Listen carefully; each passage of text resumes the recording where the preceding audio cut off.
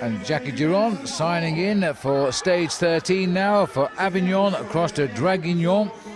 And this is Bastille Day, and the pressure on the French again now to try and win a stage.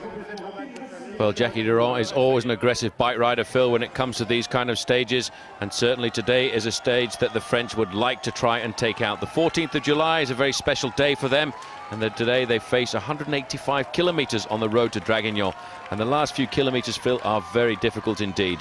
Well, after the Battle of Mont Ventoux, 151 riders left of the 180. And this was a stage many of the riders feared here as we go across the Vaucluse and the Var, heading to Draguignan. But I'm not so sure after the battering they all received on Mont Ventoux, they'll be in aggressive mood.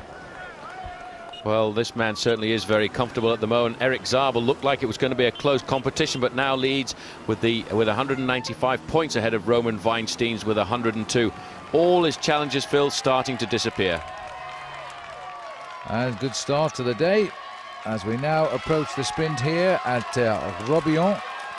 Wouters getting in the 6 points, Zabel second and Nico Martin third. Eric Zabel begins to look very good in that competition again now, because the men who challenged him, Steels, O'Grady and Vust, are no longer in the Tour, and now a breakaway developing. Well, this is the last three survivors of a breakaway that was 13 riders strong, with some very good men in it, but it split up over the last climb, and in fact Nicolas Jalabert, the brother of Laurent Jalabert, is in this group with Pascal Hervé and Vicente Garcia Acosta, the Banesto rider. We had to go back to the finish in Mende when Jalabert won that climb, and on the 14th of July as well. So maybe his brother's trying to get himself the same victory and ride into the wheel marks of Big Brother today. Well, I'm sure he hopes that, because he has had a pretty good tour so far, the Côte de l'Esparuce here, and that Nicolas Jalabert has decided to launch an attack. He's got 16 kilometres to go. Well, that was a good attack, but this man looks pretty strong here, and what a crowd, Phil, that has turned out. Garcia Acosta has now decided he's going to launch the counter-attack before the summit of this climb, and I'm quite surprised to see Pascal Hervé, the other Frenchman, put into difficulty, because he had showed good form on the earlier days of this year's Tour de France, but Nicolas Jalabert is clawing his way back to the big Spaniard. Well, the Spanish rider has been very, very active. In fact, Banesto have ridden extremely well here. They're engaged in a battle now with the Kelme team for the team race. Kelme coming up from 19th team to be challengers in this event. And now it looks as though Nicolas Jalabert, perhaps inspired by the fact he is French, has fought his way back into the action, and so too has Pascal Hervé, and he's gone. Well, I've got a funny feeling these two French guys, Phil, today are actually trying to work the old 1-2 on Vicente Garcia Acosta, but that hasn't worked too well, because in fact he's launched another counter-attack after that one of Hervé.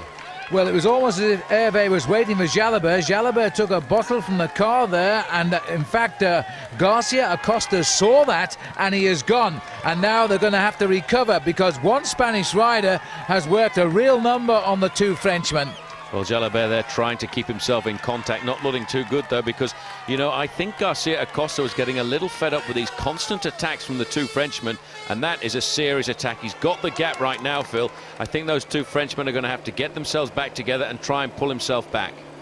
So, Vicente Garcia Acosta, he's a very big man, but they're not going to catch him now because he's holding them off here.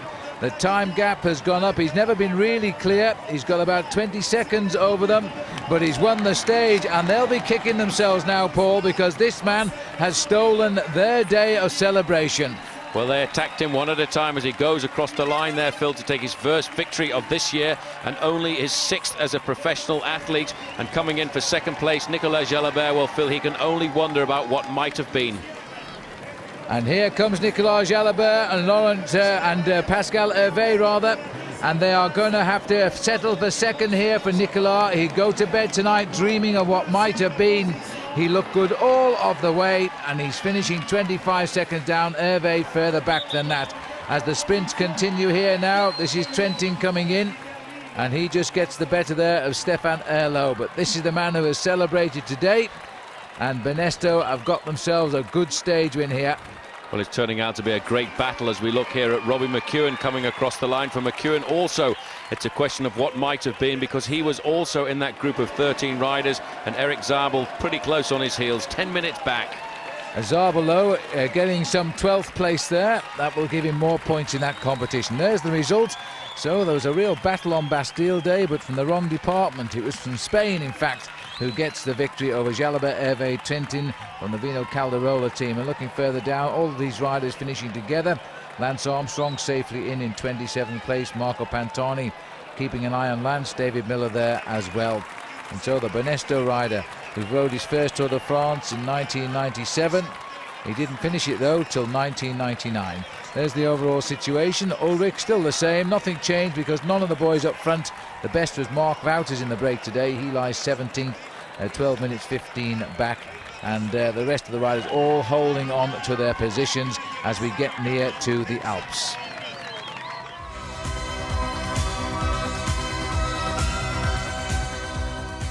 Hello again and welcome back to our extended program, Tour Plus. The riders are now heading into the Alps today, and ahead of them 3 extremely tough days. The weather is very antisocial. Yes, the sun is shining, but those strong winds and low temperatures are still with them. This is a massive stage today, 249 kilometres. The riders coming away from Draguignan to here at Briançon. If there are any riders feeling weak today, they simply won't get to the finishing line. They'll be in the saddle anyway for at least 8 hours. Overall, Lance Armstrong still the leader by just under 5 minutes from Jan Ullrich. Yoshiba Bolocki is third, and Mark Wouters, after his good day yesterday, is now back in at fourth. Of the other big names, Richard Veronk seems to be trying for a high finish in Paris. He's 7th. Marco Pantani continues his progress. He's 12th.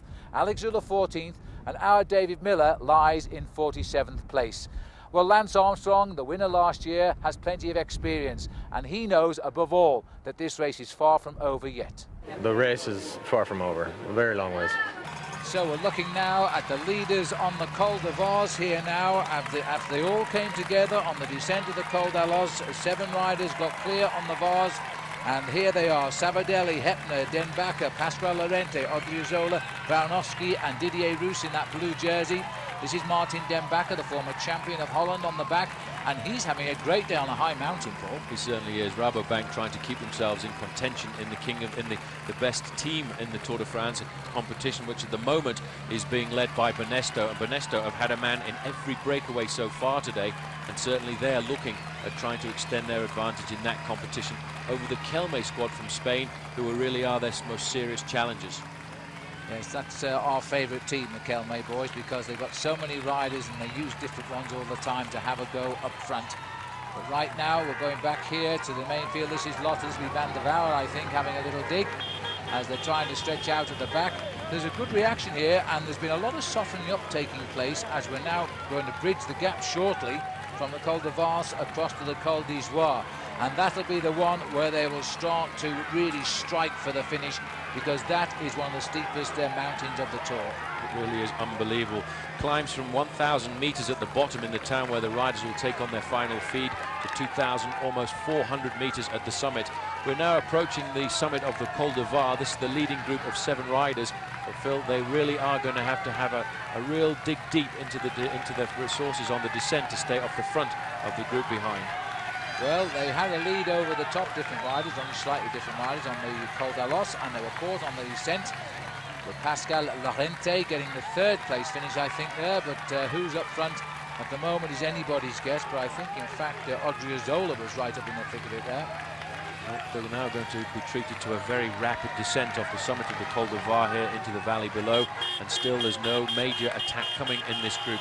I do feel today, though, Phil, that there must be some kind of an attack which should come from Jan Ullrich. You can see him there in the pink and white jersey of Team Telecom. He's been omnipresent at the front of these groups all day long, and he feels that he's got a great chance of maybe putting Armstrong into difficulty on the final climb of the day. There are still some points from this group here for the King of the Mountains on a first category climb, which is what the Col De Vars is.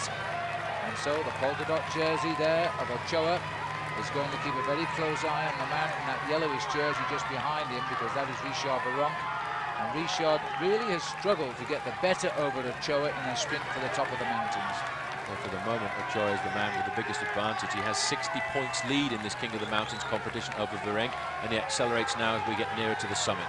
And he's gone for it in gritty teeth. You see Veronk is very slow getting onto his wheel, and I'm not sure he's going to do a thing about this. Ochoa comes up towards the line. He looks again for a kick from Veronk, because I think he's gone a little bit too soon there, Paul. He certainly has. There's a long way to go from here. He was hoping, I think, to catch out Richard Veronk, but let's not forget Veronk is a master at this competition. He knows exactly when to make the effort to accelerate to get the points at the top of these climbs. I doubt very much he knows the Cul De Vars, though. We've climbed it 31 times, but not in Veronk's career. Now Veronk has marked his man as he sits on Ochoa, and back come the telecom boys, clearly with a plan today. Armstrong will have noted that, I think, because they are looking to me as though they are planning a big assault on the Izoard. Now it's the Palte boys. Looks like Pascal Hervé trying to pick up Richard Veronk. Ochoa's got himself in a much better position here for the points, and he might be able to come out of the slipstream of Richard Veronk as Pascal Hervé now tries to lead out Richard Veronk. These are for the minor points in the competition, which really seems to be fought out this year, not at the front of the climbing racing, but halfway down the pack, as Veronk and Ochoa are doing personal battles here for minor points. Now, can they come through? And I don't think he can. Not now. Veronk has got this one. Well, Veronk has accelerated over the top there, and in fact they've done a pretty nice move, because in fact Hervé put himself between Veronk and Ochoa. But the important thing is the man second in the competition is a long way up the road. Botero has got more points than his teammate so far. So the peloton, containing Lance Armstrong and all the principal men near him in this year's Tour de France, are over the top of the Cul De Vars. A breakaway of 7, about 2.5 minutes ahead, but there's still a long way to go. The valley will now lead us to the next climb, which is the Cul d'Izoard. Attack after attack. There'll be a huge explosion of this group we're looking at right now, because attacks will come from Jan Ullrich and probably from Marco Pantani, who early on in today's stage was put into difficulty on the climb of the Col d'Alos. I think maybe caught out by the acceleration and the speed that the riders covered the last 4 or 5 kilometers.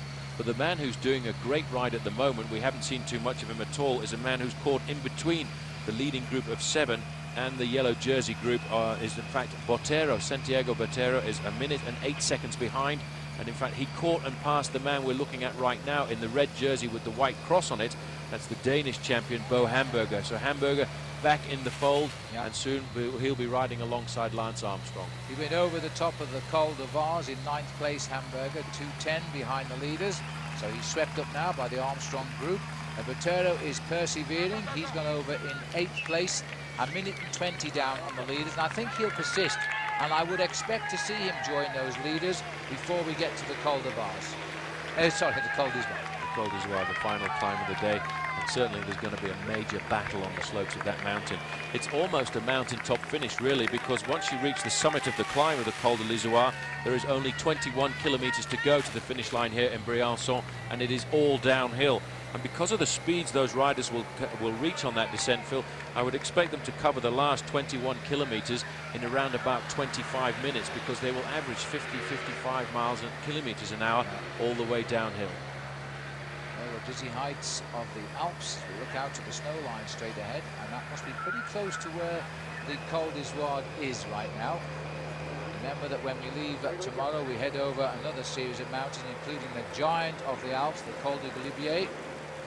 Well, Armstrong today counting on another very strong teammate in this leading group of riders as well, because quick glimpse there of Yaroslav Ekimov. You can see the World Championships bands on his jersey.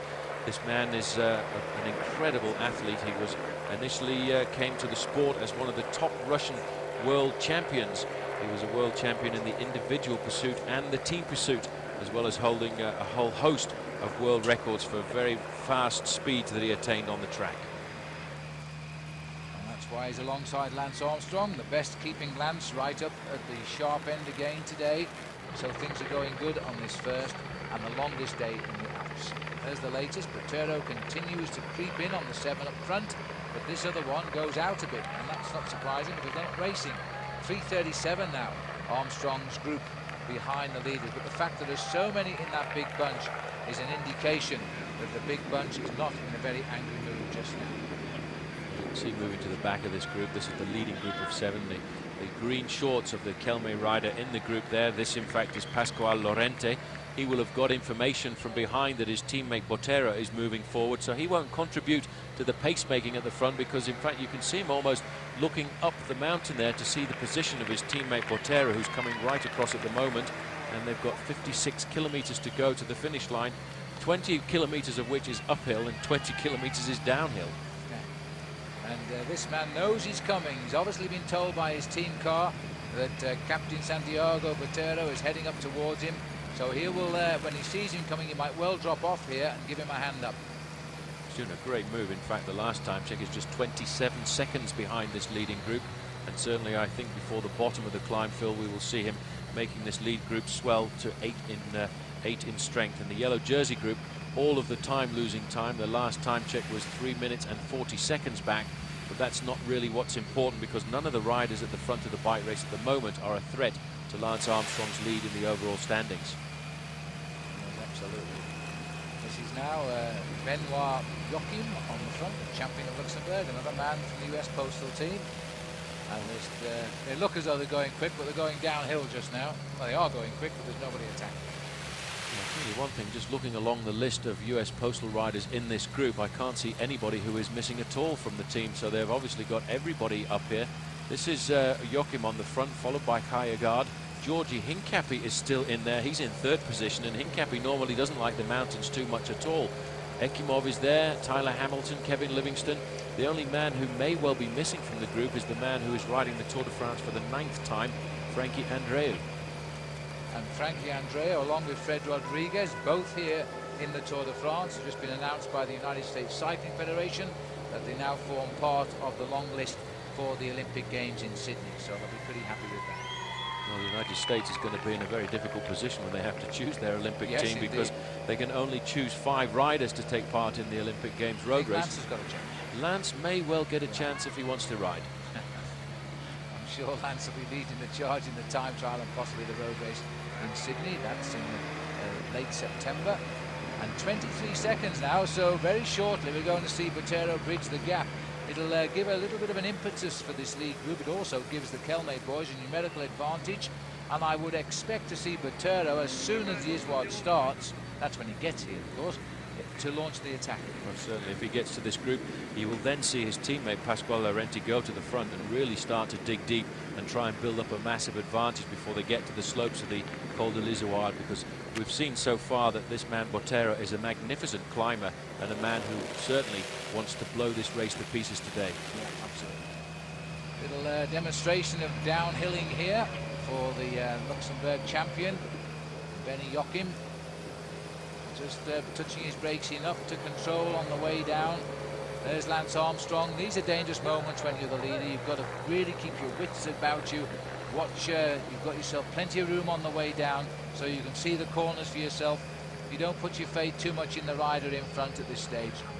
He doesn't have to worry about putting his fate in the riders in front at the moment, because they're all his teammates, and he's got complete and utter confidence in all of them. They're all really very much hand-picked riders by Lance Armstrong, who's picked the team that he wanted, the team to take him through into the Tour de France, and have a team that will be in condition for the final week of the Tour.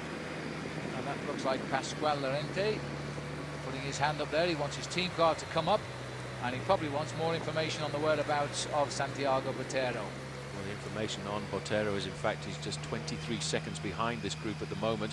And the fact is, it doesn't look as if the hammer is really down on this descent, with Pasquale Laurenti sitting on the back. Very shortly he'll be able to look up the mountain just a little bit and see the position of his teammate Botero, who certainly should make the junction before we reach the bottom of this descent. There's the long line of the main field, and because it's so big, really, it is an indication they've ridden this first day of 3 in the Alps with a lot of common sense, because otherwise they could have ripped themselves apart here, and who knows what would have happened. A lot of riders are afraid of such a long distance today, and it looks to me as though Joachim there took it a bit wide on that bend, but he's okay. Well, he certainly feels as if he's paid his taxes out there on the road, because he used all of the road that he could. He went across the apex, but because of the speed, he certainly drifted out quite a bit to the white line, and that's something he doesn't want to push too much to the limit, because as you get to the edge of these roads in the mountains, there are always an awful lot of large stones which you could find yourself just blowing out a front tyre, and that tends to set the alarm bells ringing. Well, one thing that's on their side, I suppose, because these guys are feeling quite warm out there, but the air temperature is cool. And very often in the Alps it is extremely hot, and then the big danger is, because you're braking so much, your actual wheels become quite hot and tyres start to explode. And there has been occasions when we've seen plenty of riders have nasty accidents because of just that situation. Well, Batero is almost on. I hope we see him bridge here, because we've obviously got a problem with this camera, but he's actually almost on the back of that leading group. We're going to have 8 riders very shortly down in the valley. And this is an amazing, and there he is, he's already on. We didn't see him join, that's a pity, but he's there. He's now on the back wheel of Martin Dembacher, so Kelme have 2 riders now. He's already had a word with Pascal Lorente, and the next plan surely is for Botero to attack as soon as the climb of the Cul De Var there begins. Well, they'll work together now along the Valley Road and try and keep as much of that 3 minutes advantage as possible. But certainly this man is a great climber. The fact that he's made the junction is very good for the Kelme squad. They now are looking in another strong position here, Phil, for the competition for the best team in the bike race, having 2 men in this leading group, which is now 8 riders strong. Well, as we look at the leaders here, and it looks as though Batero is not happy with everybody in this breakaway. He wants to go to the back and ask for his team car. Here it comes. And catch up on the latest news. Well, the news is, I think, that in the main field, Lance Armstrong's team are winning 7-2 as against the Telecoms, because there are 7 riders alongside Lance, whereas Jan Ullrich has only got 2 of his Telecom team left in that big group. He does have 1 man in this leading group of 8 riders on the road, and that's Jens Heppner. The man that Jan Ullrich has with him is one of the best climbers in the Tour as well. That's Giuseppe Guerini, and the other man who's alongside him as well, the always present Udo Bolz, the former champion of Germany. That's right, and in fact, Paul, I've heard that he wants to ride in the Hawaiian Ironman World Championships this year. Well, Udo Bolz was training with his team in South Africa in February this year, and they had a new triathlon there, which is around the Gordons Bay area outside of Cape Town and down towards Betty's Bay. It's a super area, by the way. And the Telecom boys stayed there, and they actually rode around the course when the Ironman was taking place. And now I hear that Udo Bolz would like to take part in the Ironman World title, because he's such a personality and he's ridden so well in the Tour de France over the years, had a high place finish of 9th. I'm sure they'd welcome his entry. Well, I think he'd be pretty happy if he could do the cycling section first and then hope to survive. Well, I do very well, with only one problem: I can't swim. Well, we don't have to worry about that, Phil, because from your fans, I've always heard that you can walk on water anyway. Thank you very much. Next year we'll have a new commentator with me. But seriously, this leading group of 8, you can see the majority of the work here is being done by Pasquale Lorente, and he has got just one thing in mind: that's to get to the bottom of this climb as quickly as possible, because he realizes then the man taking up 8th place in this lineup here, Santiago Botero, is going to launch a pretty vicious attack, because this man has been really one of the major revelations of the Tour de France this year, and he's looking to pull himself even higher up the rankings and maybe even take over the lead in the King of the Mountains competition from his own teammate Javier Ochoa. Well, at the moment, if this sort of gap persists, we're heading up to 5 minutes now over the Armstrong group. Batero will be in at 7th overall in the Tour de France, and for me that would be a justifiable position, because he's ridden like a top 10 rider for the last few days. He's been very aggressive, he's always been on the attack, but so has his team. This has been one of the best Kelme squads we've seen at the Tour de France over recent years, and they certainly are deserving this year and getting an awful lot of publicity.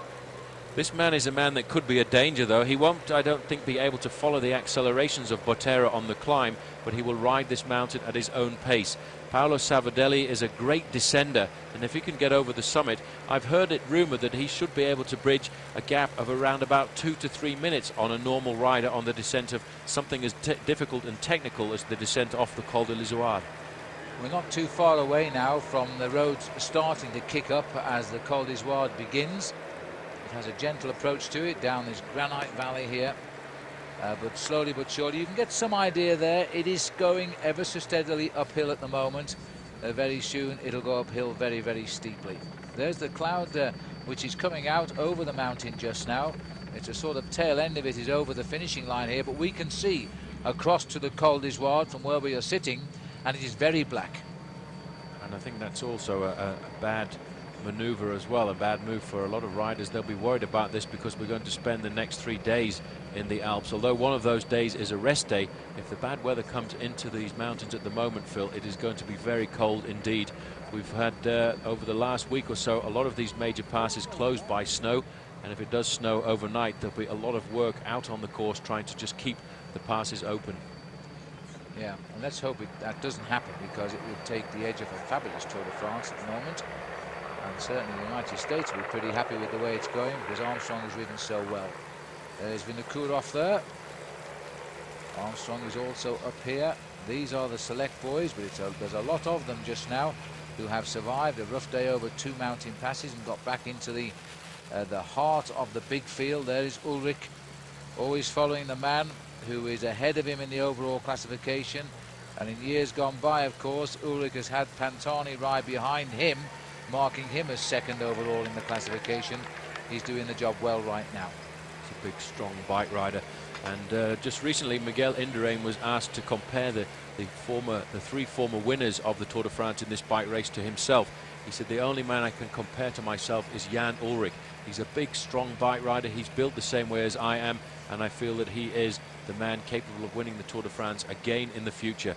He said, I can't match Lance Armstrong because Armstrong is so explosive, and I would never even think that I could have been a climber like Marco Pantani. Absolutely amazing. There is the portrait of Armstrong. Cool and concentrated. Hardly breathing hard at all, is he? Just riding there, and yet this, I think, will be one of the most difficult days of the Tour. It's certainly the second longest of the Tour. And if you take in the terrain, it's got to be the hardest. Quick glimpse on the far side of Jan Ullrich there. The Bonesta rider was Jose Maria Jimenez. And in fact, this advantage, Phil, is tilting all the time towards the leaders of the race at the moment, the 8-man group in front, and it's getting very close to the 5-minute mark. There's the face of Jan licking his lips, perhaps, maybe for the climb that's ahead. He knows he has to do something very special if he's going to put Lance Armstrong into difficulty. I think the psychological advantage Armstrong has is every time we've really gone through the mountains so far, he's really slapped Jan Ullrich in the face. He dropped him on the slopes of Hautecam, he dropped him on the slopes of the Mont Ventoux, but I feel these alpine passes really do slope towards the advantage of this man Jan Ullrich from Germany, because he's a very strong rider, and the inclines here on the alpine roads are not quite as severe as they are in the Pyrenees. Still on the bottom of the valley road here, the peloton still not too worried about the way things are going. They're going to rely heavily on these riders cracking big time on the 21 kilometers, that's over 12 miles ascent of the Cul De Var. And after that, over the top, they fall down into Briançon. Well, the leading group of 8 now, the work really all being done on the front by Pasquale Llorente, waiting for the steeper slopes of the Col d'Izoard. But you see, Phil, Bonesta have done a great job again, trying to get themselves the lead, or increase their lead in this team classification, because they've got 2 riders in this leading group. One, the Polish rider, Dariusz Baranowski, and the other man there, John Odriozola.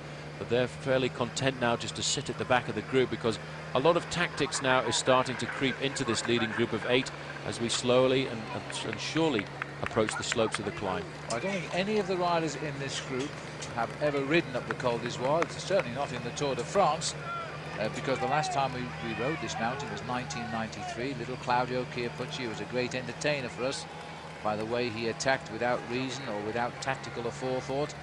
He was the first over the top in 1993. Before that, it was Pascal Richard who won the stage when we got down into Briançon. He rides for the British Linda McCartney team, but not having a great season just now. And this will be his last year as Olympic champion, I would think, because the Olympics will probably find themselves a new title holder in Sydney at the end of September. Pascal Richard has had an awful lot of ill luck, really, since he took that title in Atlanta in 1996, dogged by illness and injury. And he was hoping this year to put in a fine performance with the rest of the Linda McCartney squad at the Giro d'Italia, and in fact he only managed to complete the prologue time trial before then having to retire overnight with illness. Absolutely fabulous view of the Tour de France now, and this rather shrinking peloton of riders wondering what they're going to do about those 8 men. Nobody will do anything in the valley road because there is such a long climb lying almost on the noses now. At the last time check, be more or less 5 minutes up to the leading group. The only one that will give them any feeling of slight concern is that of Santiago Botero, who just now has climbed up into 7th place overall, and if he gets another half minute, he'll be a top 6 contender. Well, they're going to have a hard job pulling back Botero, because he has proved that he is a great mountain climber. But still, the front of that group there, Phil, you can see a line of 8 riders, and they are all US Postal Service on the front. They're doing the work for Lance Armstrong. trying to set him up for the defense of what is going to be several attacks on the slopes of this climb. And I wonder if Marco Pantani, after being in difficulty at the 120 kilometer mark on the Cul De Vars, has recovered and ridden himself into some kind of form to put him into the kind of condition that saw him attacking on so many number of times on the slopes of the Mont Ventoux. But we're over the magic 5 minutes now. 5 minutes 2 seconds up to those 8. The 8 leaders are 36 kilometers from the finish. The Cul De Vars, once we're at the top of it, is 21 kilometers from the line, and we have 12 kilometers of climbing. 12 kilometers of climbing, yes, that's right. 33 kilometers in all. So maths say about 2.5 kilometers before the leaders start the slopes of the Izoard. Quick glimpse into that group there. I thought I saw the shape of Alex Zuller. Zuller, who's basically now given up the thought of getting himself into the top 3 in Paris. He rode excellently last year to finish second behind Lance Armstrong, but he doesn't really seem to have found the climbing legs this year that took him up to second place overall. He's back with the leaders now as they keep their little gears and their tempo riding, but the road beginning to kick just that little bit. As we very shortly will start a massive crowd here. We're making the left-hand turn now. The Cul De Vars is just around the corner, and these are the leaders first onto it. This famous mountain of the Tour de France. Louis Mbobé used it as a springboard to victory in his time. He won the Tour 3 years straight in the 50s, and there's the signboard. For some of the riders, there will be a tingling down the spine. Absolutely. Many of those riders will get more of a tingling when they look across there and see the summit indicated 14 kilometers. That's going to take an awful long time to climb up there, because on slopes like this, Phil, you very rarely can actually exceed 20 kilometers an hour of riding, and many riders realize now that they're just going to have to ride up at their own rhythm. I have to say that the man in the red jersey at the back there for Seiko, Paulo Savadelli, he looks pretty good today, and he's obviously thinking about just trying to stay in contact with this group, because he will feel comfortable on the descent down towards the finish, because the descent off this climb of the Col de l'Izoard is a very technical descent. Well, it's the 3rd Tour de France for Savadelli, finished 33rd in his first attempt, went out on the 10th day last year, so he's a little bit better positioned now, because at least he's made the 14th day and he's in the lead on the climb. Here's the main field, still being under the escort of the US Postal Service team. They know that the time at the front of the bunch here now is limited to just a few more minutes, I would say. And then Lance Armstrong will hope that at least Tyler Hamilton will be able to stay with him on the climb, and also Kevin Livingston. Those are the 2 riders nearest the yellow jersey. The others will make the pace until they can make it no longer, and then concentrate simply on finishing the stage. There's a problem there. The rider from Vinny Calderillo, his chain actually dropped off, and that was a pretty dangerous move there. And what happens if that does happen on the slopes of a climb like this is you can find yourself pretty rapidly on the ground, because you lose an awful lot of momentum. I think he was able, though, to flick it back up quickly onto the large chain ring and just keep himself going forward, but that could have been quite a nasty incident for him. Well, you never know. You've got to keep your wits about you all of the time. Good to see Paul there, though, at Josiba Belocchi and Christophe Moreau, the 2 Festina boys, who are right up in the overall classification, giving Festina a marvellous Tour de France, also near the front of this bunch. There's nobody in between the 8 leaders. I'll remind you again of those front runners. Pascal Lente and Santiago Botero are the 2 from Kelme.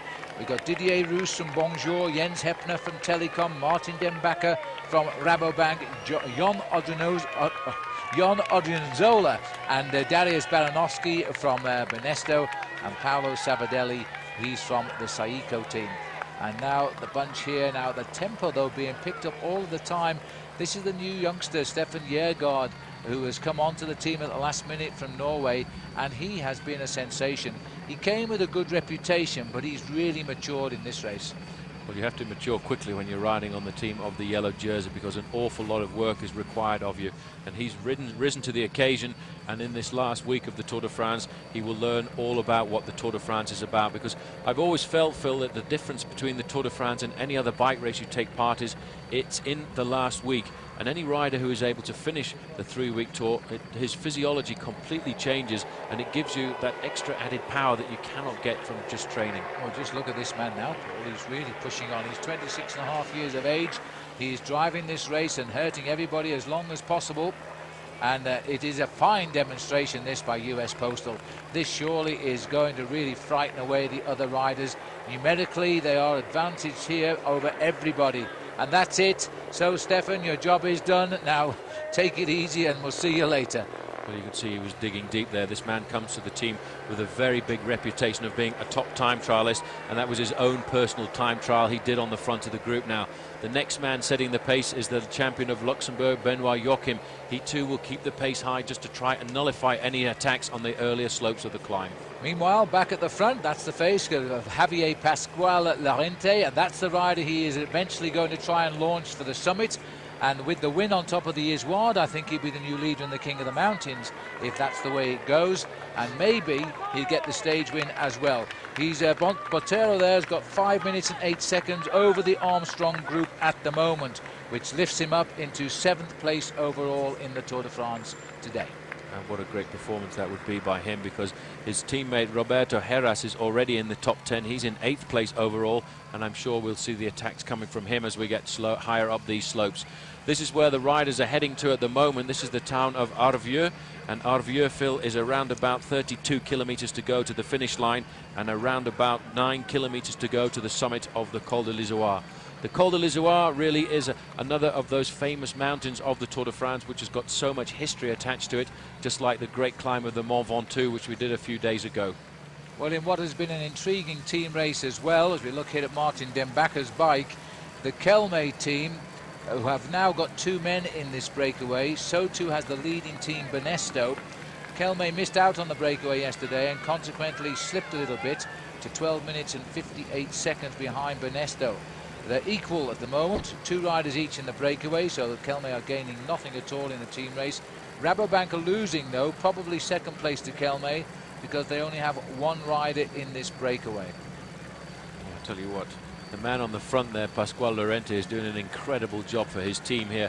He has not thought about himself for the last 10 kilometers, Phil. He sat on the front of this group, powered them along as much as he can as they enter into the town now of Arvieux, and they know there's 9 kilometers to go to the summit of this climb. He will just keep riding as hard as he can, waiting for the slope to get a little bit steeper, and that's when I will expect the attack to come from his teammate Botero. Well, the fine riding by the postman back there has got down the group lead now to 4 minutes and 40 seconds. There are only 5 of them left back there, though. George Hincapie is now gone, and Stefan Gergard has gone, and so too has Frankie Andreu. But that's part of the plan. They've done their bit, and now they've sat up. Now, this is the part of the Izoard I've always seen on so many pictures, that long expanse of open countryside before this race kicks up through the trees again. Well, there's confirmation of that time gap from the blackboard there, 4 minutes and 40 seconds to the group behind. The group behind is still being led by US Postal, and they're doing an incredible job for Lance Armstrong today, despite the amount of criticism they've had in the press. The press in France here have been looking for any kind of chink they can find in the armour of Lance Armstrong, and I think by attacking his team, that was the only way they could attack him, because personally I feel that the team has risen to the occasion, and in the last week of the Tour de France, they are going to be called upon an awful lot to help defend his position as leader. And we're also hearing now, Paul, that Abraham Olano, who was in the group with Lance Armstrong, has now dropped off the back. He's having a terrible tour. Well, the climbers are all starting to move to the front of this group there. We've just got a good long shot of Il Pirata, the pirate, Marco Pantani. The next man we're looking at here is the man who's been the best climber of the Tour de France on 5 occasions in the last 6 years, Richard Veronk. And this man now is the man who feels today he's got the chance of putting Lance Armstrong into difficulty. Jan Ullrich, his performances at the Tour de France, Phil, are quite remarkable. He has always been in with a chance of coming up with another win. And unfortunately, I think last year he was very sadly missed because of the fact that he was injured in the Tour of Germany. Fernando Escartin, also something of a disappointment from the Kelme team. He's found a lot of adversaries in his own team this year, because he was supposed to be the star climber, but he's had to take 3rd or 4th seat to other Kelme riders. Kelme really is a team of climbers. Every one of those men has been at the front or on the attack on a mountain stage so far in the Tour de France. But Armstrong still looking very calm and collected. He knows the attacks will come and he will wait to respond to them. But the incredible way this rider acts in the mountains, Phil, is he waits to see who's going to attack him. He lets the climbers go off the front, waits for them to weaken, and then just leaps across the gap on his own to catch them up. Armstrong taking his cap off there as the conditions get a little bit warmer. And Marco Pantani, I think, has a little feeling about the Col De Var today. He didn't like the Col d'Alos, where he was off the back, but he got back on pretty easily with his teammates. Now I think he's in a much more positive mind. The steep part of the climb is still to come. Well, certain climbs suit certain kind of riders, and obviously Marco Pantani will feel that the Col de Var suits him because he was so incredible on it on the Giro d'Italia stage just around about a month and a half ago, when he blew the race to pieces, and he was trying to drag his own teammate at the time, Stefano Gergard, away from the leader of the day, and that was in fact Francesco Casagrande. But he did a lot of good psychologically, because the day after that Francesco Casagrande just blew to pieces in the individual time trial. Yaroslav Yekimov starting to do his turn at the front. It's up to the rest of the race to attack Armstrong, otherwise it's running his way today, that's for sure. And here comes possible attack here as Guarini starts to move up towards the front. Pantani moving forward, he's very comfortable on the wheel there of Jan Ullrich. These guys are all looking at Armstrong at the moment, Phil. The gap is starting to come down as well. It's 4 minutes and 12 seconds, and that's all because of the work of this guard on the front. The guard of Lance Armstrong and US Postal Service. He's used his team, Phil, very intelligently throughout this stage. He's used them to the maximum, and they're dropping off one at a time.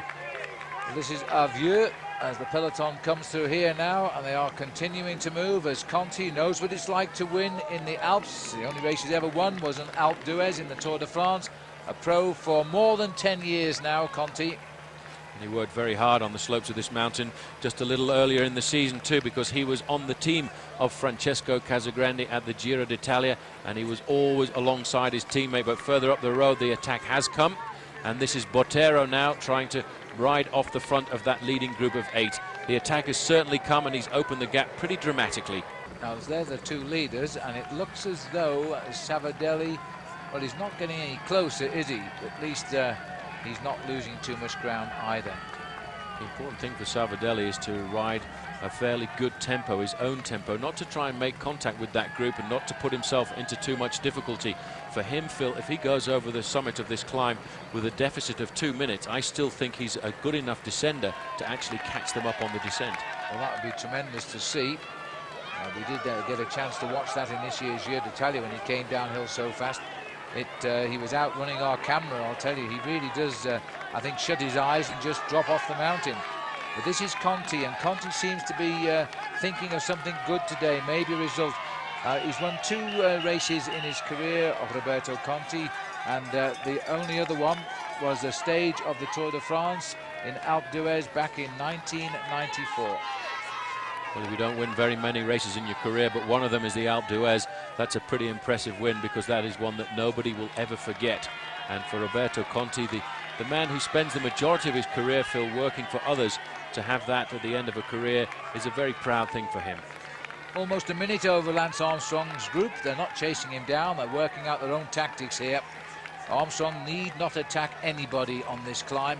They've got to attack him. That's why he's using his team to set the pace. But sooner or later, if they want to get that yellow jersey on the shoulders, they've got to make a move. And there's only 2 of them left for US Postal now. He's down to his last 2 lieutenants, the 2 men who he has the most confidence in when it comes to the big mountain passes. The man on the front is Tyler Hamilton. This year the books were turned around, in fact, and Armstrong worked as a domestique for Tyler Hamilton in the Dauphiné Libéré after he was put into serious difficulty on the slopes of the Mont Ventoux. But that, I think, was payback time for all of the work for Tyler's done for him in the Tour de France, and today Lance is again asking for that favour. Well, Nico Martin has just been dropped from the back. Here comes the Pirate moving. Now, what are they going to do about this? This is an attack by Marco Pantani. It had to come sooner or later. This is after 8 kilometres of the climb of the Izoard. It's come at a time Abraham Olano just got back on at the rear of this and has gone off again. Well, that won't be good for that man, Abraham Olano, because this acceleration is pretty violent. The man in pink on the front is Marco Pantani. Right behind him, though, is Richard Veronk, and the Mapei rider in there as well is Manuel Beltran.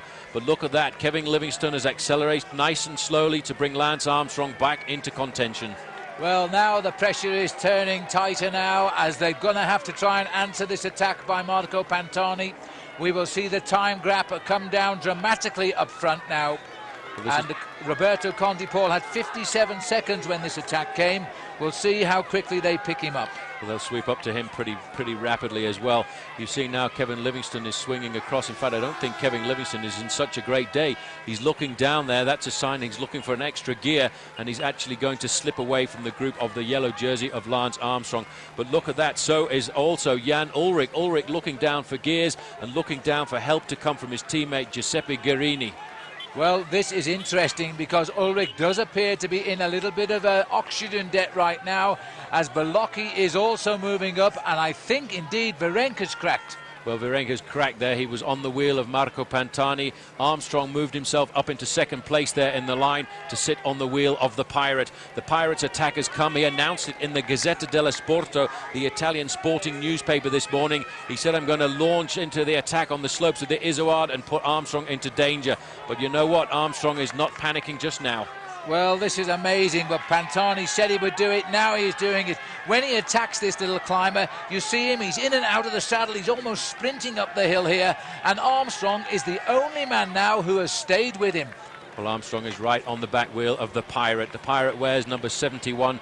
He's had so many nicknames, this man, throughout his career. It started off being Elefantino, but since then he's been adopted as the Pirate. Yep. He's the best climber in the world, and now I think this year in the Tour de France, Phil, he's climbing back into that reputation. Well, he has rode away from Christophe Moreau and Balocchi here, and Jan Ullrich clearly hasn't got the extra kick required to go up to these two. Pantani is aiming, if not for the win, for second. He said when he saw Armstrong attack in the Pyrenees on that climb to Hautecam, he said he'd never seen anything like that in his career, and he was now riding the Tour de France for second place. Well, right now that's exactly what he's doing, because if he continues to ride like this, he will be up in the second place. He also said that attack by Lance Armstrong put his feet firmly back on the ground. He thought at the start of the Tour de France this year that he would be a serious challenger for the overall victory, but he's going into the Alps with a 10-minute deficit on the American. And 6 minutes on Ullrich, and he must get those 6 minutes back over the next couple of days, because Ullrich will come back into his own for sure in the final time trial, which are on flatter roads towards the end of the week. Now the boys from Palte have reorganised. The old faithful man, Pascal Hervé, has got hold of Richard Veronk and brought him back up to the front of the chase. There's the latest gap, 3:37 to the leader.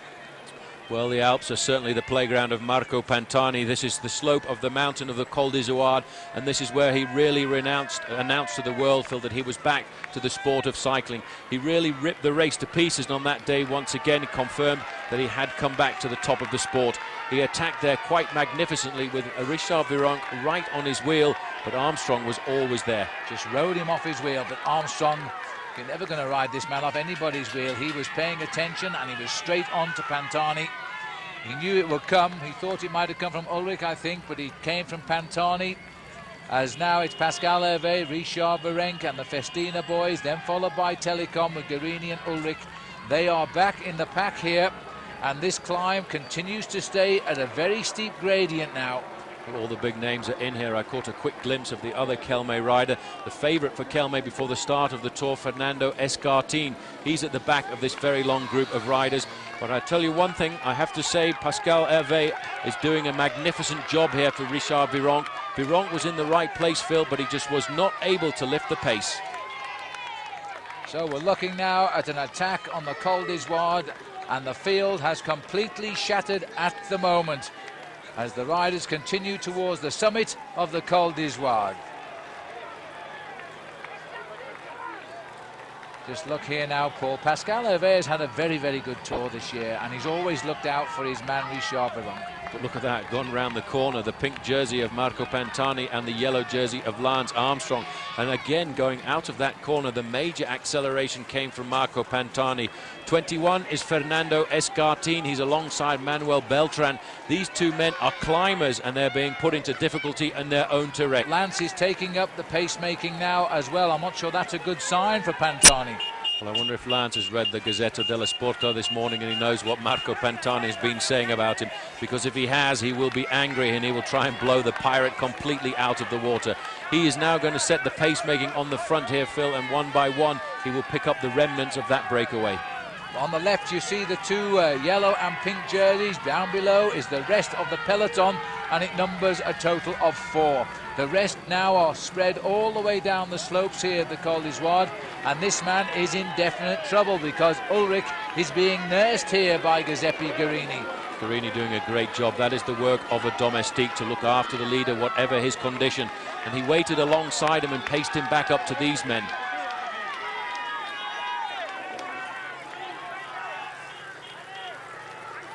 Looking now at Pascal Richard here, trying to nurse. In fact, he's left Richard Veronk. I don't know where he's gone at the moment. Is he in front or is he behind? We're going to find out, because we're now... Oh, he's coming across to the leader. They've got Conte. So that yellow jersey of Armstrong and Pantani have now joined Roberto Conte, who not very long ago was a minute in front. Well, he's just looking across there. In fact, he used to ride alongside Marco Pantani when Pantani went on to win the Tour de France. And in fact, he's now been joined by the two chasers. Hervé has ridden across. Now, this is an unbelievable performance. I can't actually understand why he has done this, because he should have stayed with Veronk. It can only mean that Richard must have said to him, I've had it, you can do what you like, and he's come across by himself. He's still looking behind, but he's ridden Veronk off his back wheel. Well, now this group is starting to form again. There's still, let's not forget, a big battle happening on up the road. The race is being led by two riders, Botero and Baranovsky, and a few moments ago their advantage was 2.5 minutes. Looking back down the road now, this is a group of select names of the Tour de France: Veronk, Ullrich and Escartine, but Armstrong again is putting the hammer down and trying to get rid of the Pirate. I think he's getting rid of the Pirate too, because the Pirate's not lifting his pace. He doesn't like to be put under pressure like this. He likes to climb at his own speed. Remember how he rode at Mont Ventoux? He was dropped by the Armstrong group. He rode back and then was able to attack.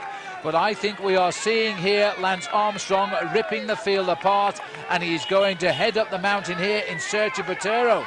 And where is Pascal Hervé? That wasn't an attack by Armstrong, that was just a mere acceleration. He's proving that he is the strongest bike rider on all terrains, and at the moment he's proving that he is one of the greatest climbers in the world of cycling. A complete change in his physiology, because before, Phil, this man weighed 82 kilograms. Now at the Tour de France he weighs 72. That's 22 pounds or 10 kilos less. He's probably lost another kilo on this climb, judging by the perspiration running off his face here. But Armstrong has that concentrated look of just lifting the pace here. He knows with every turn of these pedals he is dropping all of his contenders in the Tour de France. Ullrich, Belocchi, Wouters, Moreau and Beltran are all struggling now behind him. And the one man that he won't worry too much about yet, Botero, is out front and looking set to win the stage. This is another time trial performance by Lance Armstrong, riding completely on his own. He will get into his best rhythm now and ride a time trial on the slopes of this mountain. Pascal Hervé, Phil, has slipped back down the road and waited for Richard Veronk. Veronk now is alongside his teammate. In this group, two riders from Telecom, Giuseppe Guerini and Jan Ullrich. Two riders from Festina, Belocchi and Moreau. These are all the best riders in the overall standings, and they can't follow one man, Lance Armstrong. This group is certainly a bunch of good boys, but they're not any like the mark now for Lance Armstrong.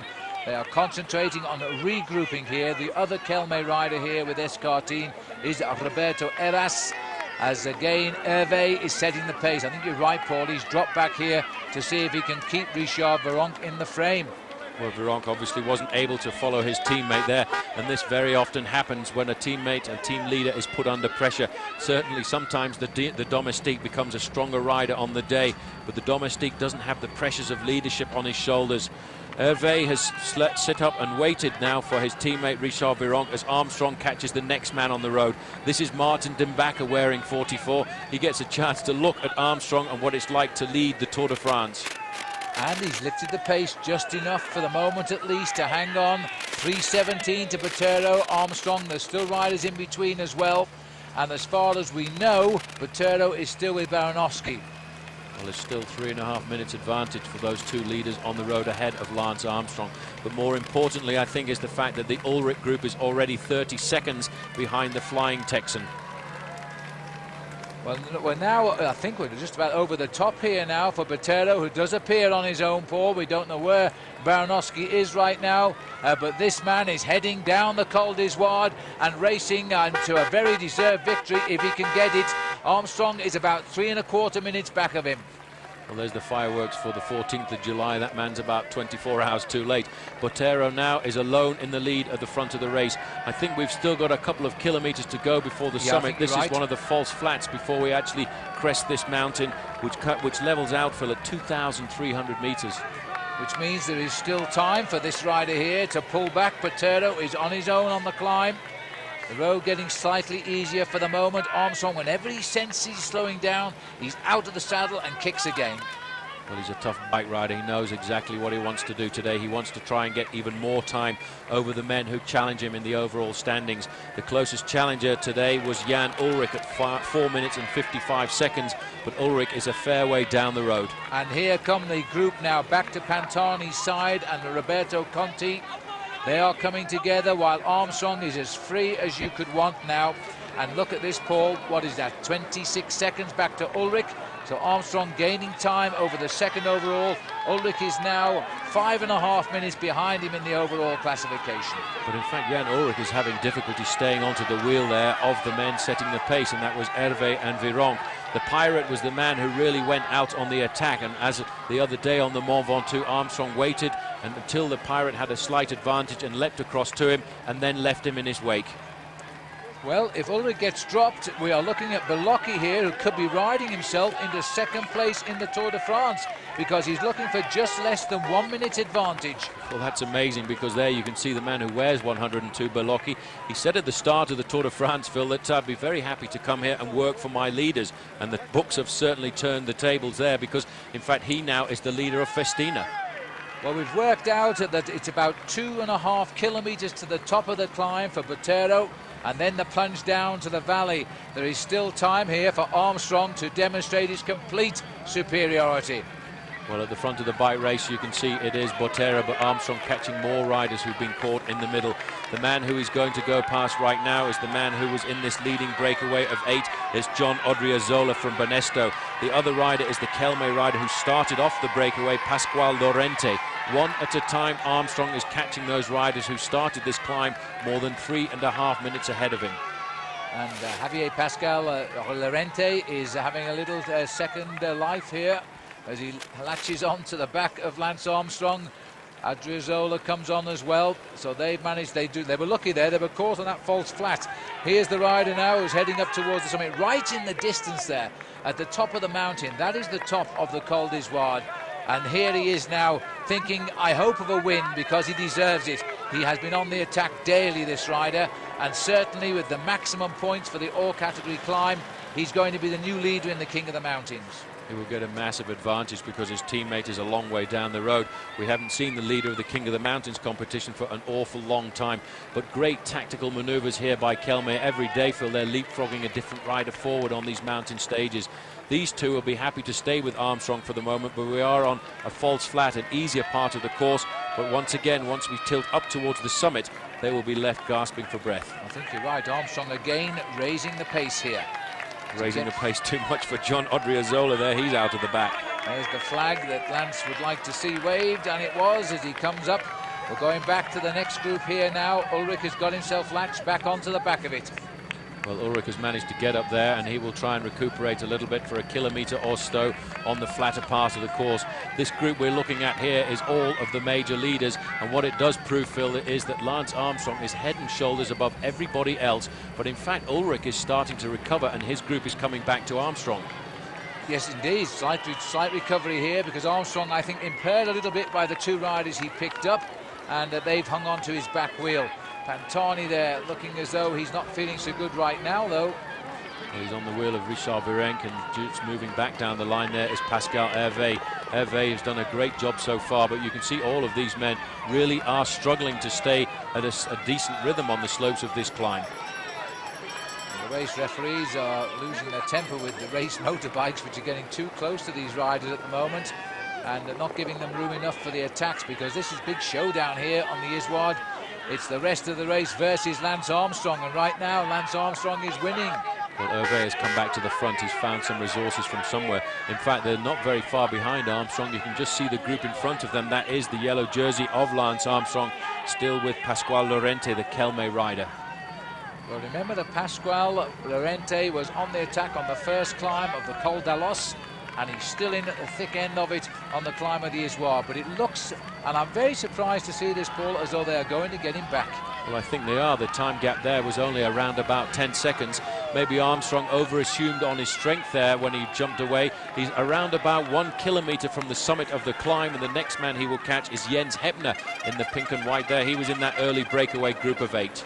Well, Heppner's done extremely well to hang out there as long as he has, but now Armstrong is coming up to him. Pasquale Llorente is hanging on, and just behind our camera, the group also is coming back to Lance's side. But the Col d'Izoire is almost history in this year's Tour.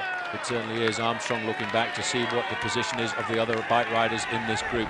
This is the man at the front of the bike race. He's not very far in front either, Phil, because he's just coming up to the summit, and Armstrong has gone past the banner indicating 1 kilometre to go. This is the leader of the bike race, wearing number 22, Santiago Botero. Well, a wonderful feeling for him as he sweeps round to claim the big scalp here at the top of the Col d'Izoire. Now, can he hang on? Can he increase his lead on the very twisty descent down to the bottom and the short uphill which will take him to the finishing line? He goes over the top. Odriozola should be still in second place, but we haven't seen him at all. Armstrong now about to get caught by the group containing all of the other favourites. He's dominated them completely on this climb. The attacks came, he rode off the front, but maybe he's decided that he doesn't really want to use too much energy today, because there are still 2 more very difficult days in the mountains to come. Well, I said Odriozola, I meant Baranowski is the rider we haven't seen. Odriozola's been caught by this group and dropped behind, but I'm not too sure whether Darius Baranowski hasn't fallen fate to the same now, because this little group has come back together again now, and it looks as though the attack by Armstrong failed and the others have clawed their way back up here. Well, Armstrong, I think, showing his strength on that climb, but maybe deciding he didn't want to ride all the way to the finish. He's going back down the group now, looking at the faces of the other riders in the group with him. Veronk must be fairly happy to be there at the moment, but they've all been put into difficulty by that attack of Armstrong, and this really, Phil, I feel, is a huge gap on the slopes of the Col d'Izoire. But you know, the riders might take heart by the fact that Armstrong didn't ride them away. He was tempted onto the attack because of the attack of Pantani, not because he himself wanted to create that move. And when he saw his chance, he thought he may as well have a go and see what he could gain. But he hasn't gained anything at all. One man we haven't seen coming back either, Phil, is Paulo Salvadelli. In fact, here he is now. He's coming up to the top. He's caught Baranowski. There's Baranowski in third position there on the road. Second position behind Savadelli. I've had the watch going, and it's around about 1.5 minutes since that first man went over the top, Botero, and Savadelli may well treat us to an incredible descent. Well, it's certainly something to behold if he does, and he's over the top. I think he's going to get second place unless Darius Baranowski produces the sprint. He's not really a contender for the King of the Mountains, so he's in fact he is going to get second though. As Darius Baranowski's done well there to go over the top in second place. Now, can he hang on to the wheels of the Falcon, as the Falcon now will be thinking of a stage win here? Well, that's what he wants, and that's why he rode as hard as he did on the slopes here of the Col d'Izoire. He knows he is a great descender, and he will do everything that he can to try and pull back the Colombian. I do feel, Phil, that he has got a great chance and the ability to do that. But in the group behind, all of the major contenders are here. We've had a flurry of attacks, but it's actually come to nothing. And Pascal Hervé has got back on the front ahead of Richard Veronk here, Pasquale Llorente. Moreau and Bolocchi are here. Festino will be delighted with that. Richard Veronk would like to have gone away. He's going to try and get some points out the King of the Mountains, but there's plenty of riders, it seems, wants the challenge as well. As Hervé tries to lead him out, Lance Armstrong isn't giving him any room to move at all. Well, there's only 2 riders from the top 10 really missing from this group, and the one rider, in fact, is Marc Wouters, who was 4th overall, and Manuel Beltran, who has been riding very well for Mapei. He too has slipped away from this very select leading group. Richard Veronk leads them over for 4th place on the road. 4th place, Lance Armstrong, Marco Pantani. That's the order over the top here of the Col d'Izoire. Now back to the leader, who is going to have to sprout wings and fly if he's going to hold off the rest behind him. and hold off the man who has got the nickname of a flying bird, the Falcon, Il Falco. Paulo Salvadelli will love this descent. He will go down here like a man possessed, and these corners are where he will not even touch his brakes at all at speeds, Phil, which will touch at times 110 kilometers an hour.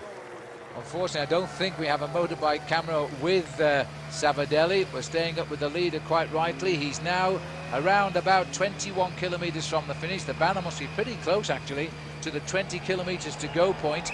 Back to the mountain here, and Beltran and co. as we look here at the group behind. In that group there is Jens Heppner, a great ride by him today, surviving from that leading group of 8 riders. Daniele Nardella was the other rider in there from Mapei, and today he is working for his teammate who started the day in 6th place overall. Well, over the top of the climb, Botero has given himself a gap of just 2 minutes and 1 second over Baranowski and Salvadelli. And now we're going to see if they can catch up. Here is the leader, and he looks as though he's not such a hot descender. Well, he locked up the back wheel there. That was a very bad maneuver by him. The reason for that was a certain amount of panic, and he pulled the back brake on too rapidly there. That is something you have to be very careful of as we look now at the leader of the King of the Mountains competition, which I feel sorry for him today because he will have lost that to his own teammate, Santiago Botero, who was the first man over the summit of this climb. You can see this man is slowing down dramatically going into those corners, and I wish we could get back up the road just to see the position of Paulo Salvadelli, because he will fly around these corners. Well, he desperately wants to make more of it, but the Kelme team, a greater team as they are, have a nasty reputation of falling off. And in fact, they seem to do it quite often. They certainly did in this year's Tour of Italy, but they always have the habit of recovering well and still winning prizes. These are 2 other members of the Kelme team here. They are in the Ulrich group just now. 3:05, so it's a good descent so far. He's actually increased his lead over Armstrong by 2 seconds. But in the middle, caught in the middle of nowhere, is Paolo Salvadelli and Darius Baranowski. They're trying to pull themselves back up to the leading rider on the road. It gives you an idea of just how fast these bike riders go down this descent, Phil. He is taking all kinds of risks. He's now just over 15 kilometers to go to the finish, and he will not be touching his brakes at all until he comes towards the corners. Well, we can reckon on at least 1 kilometer a minute right now, so about 15 minutes from the line for this rider. And that's about what the men behind have got to reel him back in. But it's a case of slamming on the brakes for those sharp right-hand hairpin bends. You'll get just about some acceleration down here before you do it all again. He's looking good just now, though. The important thing about descending fast is actually making sure that you're in the right gear coming into these corners as well, because you slow down from speeds which can be as much as 100 kilometers an hour down to 35 kilometers an hour in the corners, and then you have to accelerate as quickly as possible in the right gear up to speed once again. Well, somewhere in between, and we can't find him at the moment, is the red jersey of the Falcon, Paulo Savadelli. And the reason they call him the Falcon is because he descends out the sky, and that's how the Peregrine Falcon kills its prey, by dropping out the sky at 100 miles an hour. And that's what I think Savadelli needs to do now to pick up this rider here. We just saw there 80 kilometers an hour for this man leading the bike race, Santiago Batero. 50 miles an hour he is descending now, and you can see the descent is starting to straighten out. He doesn't have to worry so much now.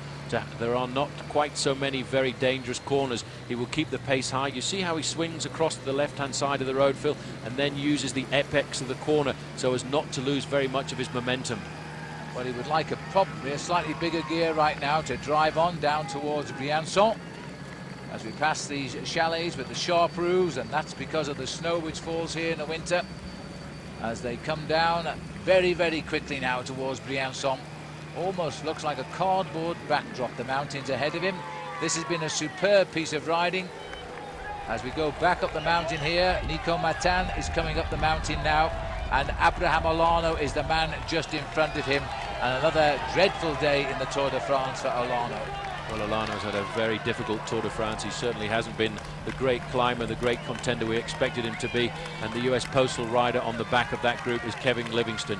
Livingston did his job for Lance Armstrong today, and around about 7 kilometers from the summit he had to swing off, and now he's just surviving because tomorrow he'll have to come out and do exactly the same job again.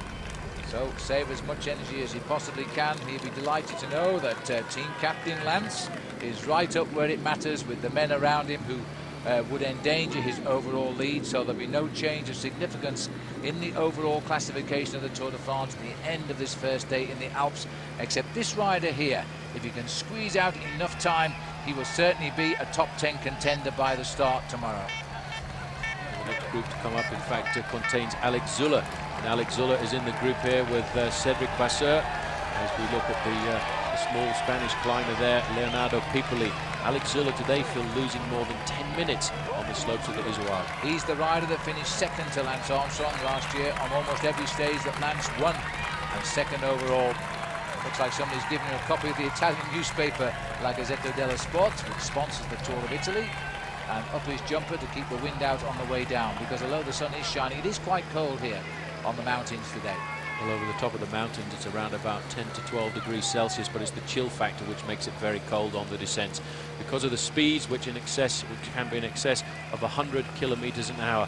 For the moment, we don't have any time check on the two riders behind, but in fact it has come down very little. It's 1 minute and 50 seconds to Salvadelli and Darius Baranovsky.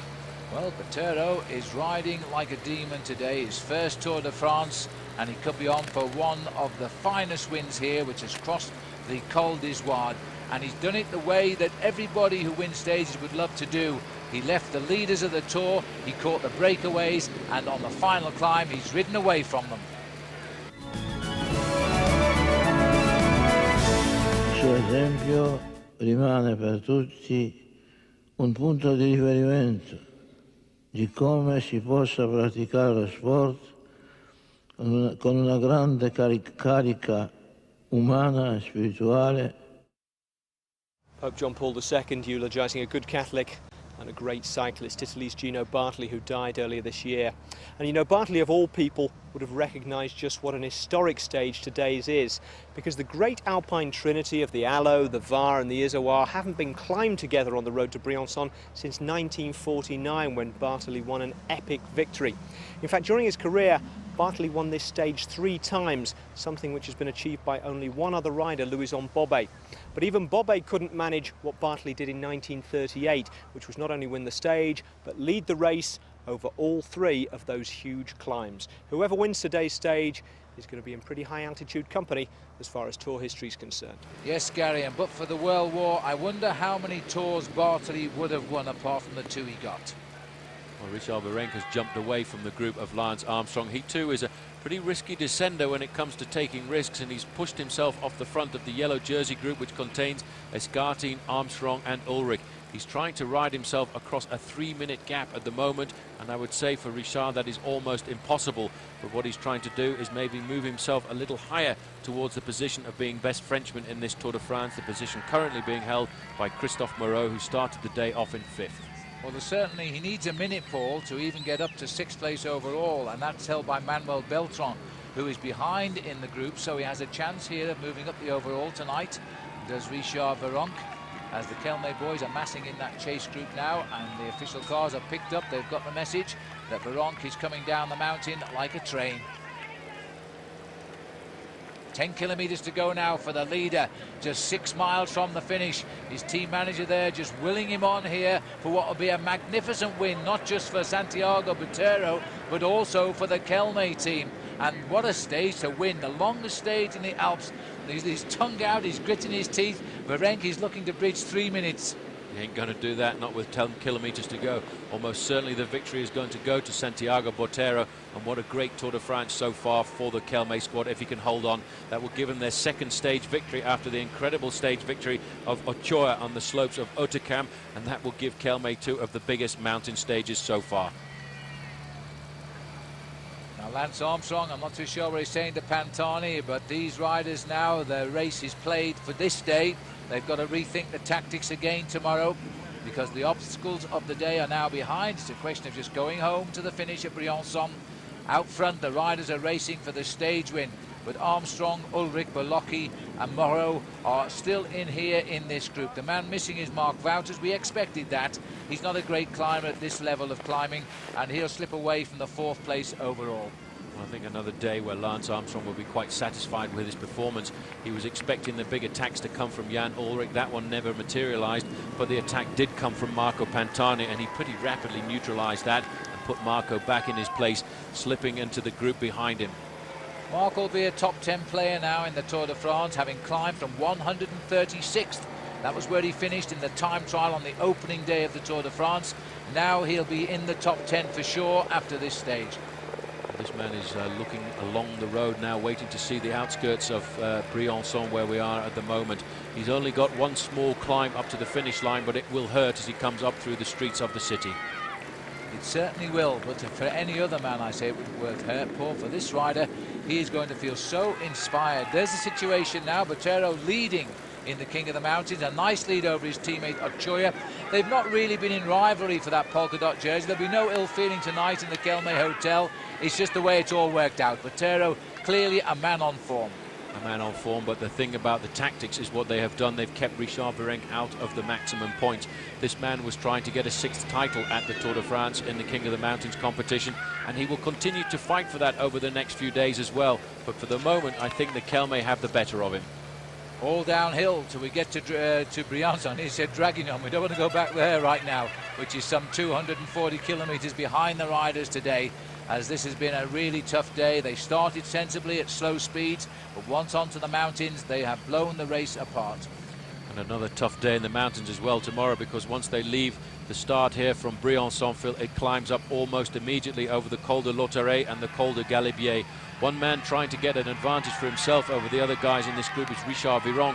He's 3 minutes and 12 seconds behind Botero. He is not pulling back anything at all. There's still 2 riders between this rider and Botero. That is Baranevski and Savadelli.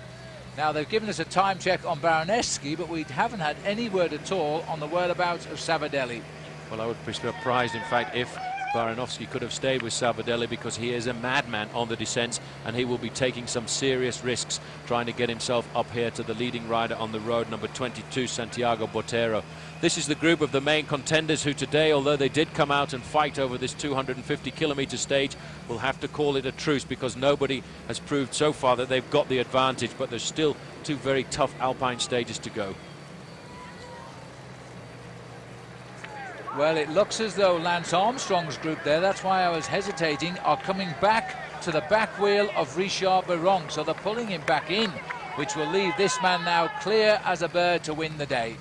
Look at the power that he's trying to find now, Phil. He's been at the front of the bike race for a long time. He's digging very deep over these last few kilometres because he knows he has to keep pushing along. He knows that behind him on the road, Savadelli is eating into his advantage, and every time the road goes down, he will cut across these corners to try and keep his momentum up as high as possible.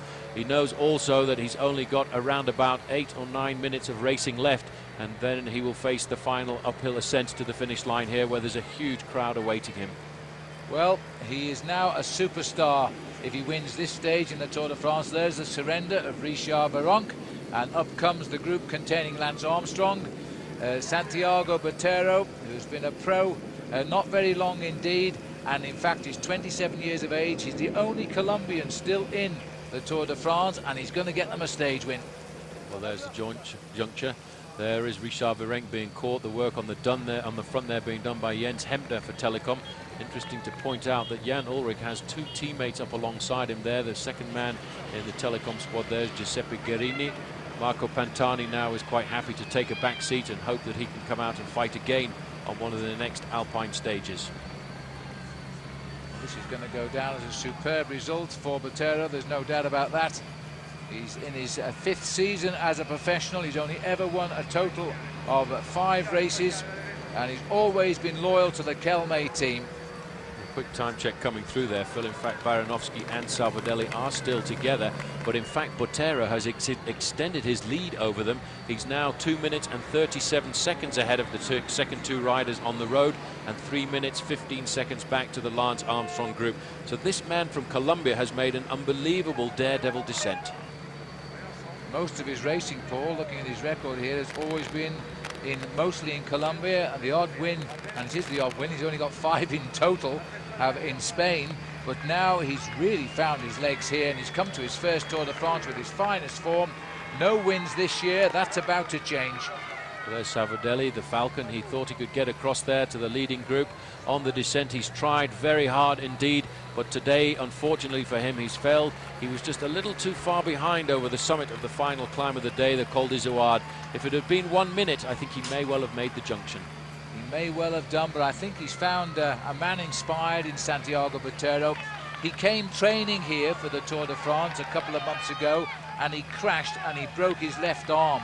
Now it's recovered, he's come back, and he's surviving now to win a stage of the Tour de France in the Alps. Lance Armstrong, wearing #1, looks very happy in this group. He expected the challenges to come today. They did, and he was able to respond to them very admirably. No problem at all for him today, but you can see he has no teammates at all left around him. And once again, on the mountain stages, when the going has got tough, he's found himself isolated. Well, there's 12 riders down there. Most of them are close, except Mark Wouters, 2 Lance Armstrong, and he's got them all under control at 3 minutes and 11 seconds down. Well, Batero will move himself up to around about 11th or 12th in the overall standings, but I think more importantly, Phil, is he will be actually wearing the leader's jersey of the King of the Mountains tomorrow. He has made an incredible descent here. He's resisted the comeback of Paulo Savadelli, the man with the biggest reputation on the descents.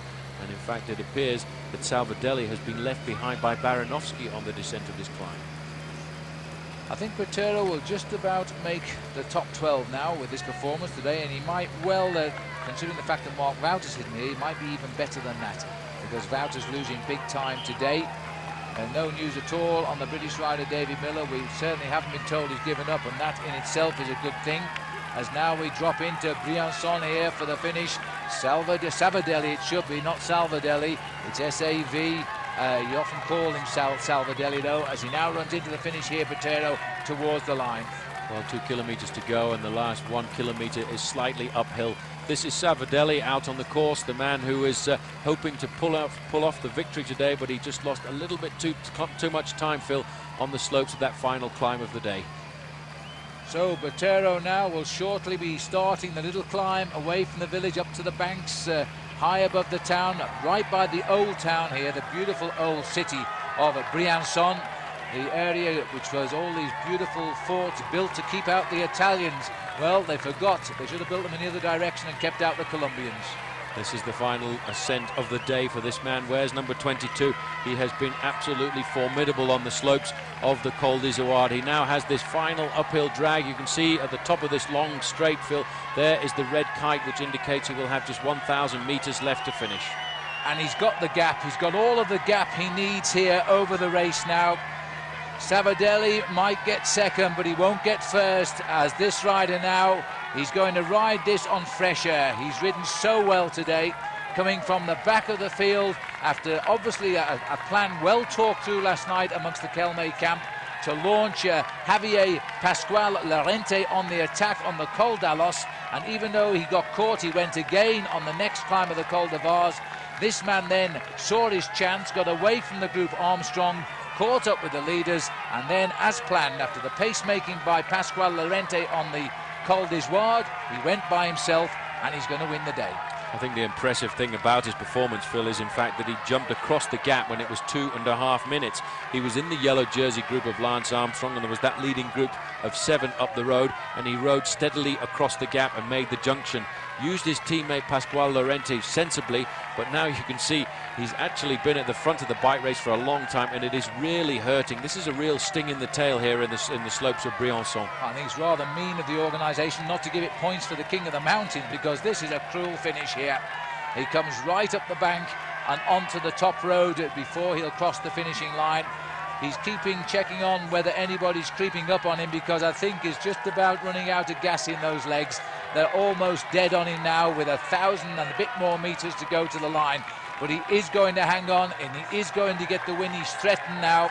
Eric Decker, who took the win off him after that breakaway of more than 200 kilometers. Well, Eric Decker will be a long, long way behind him today.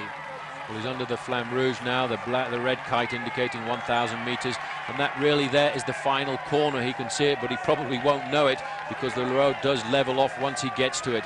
He's really digging deep now, Phil. This is a very tough finish after a long breakaway and a long stage of almost 250 kilometres. And for this man here, he's been in the saddle now for over 8 hours.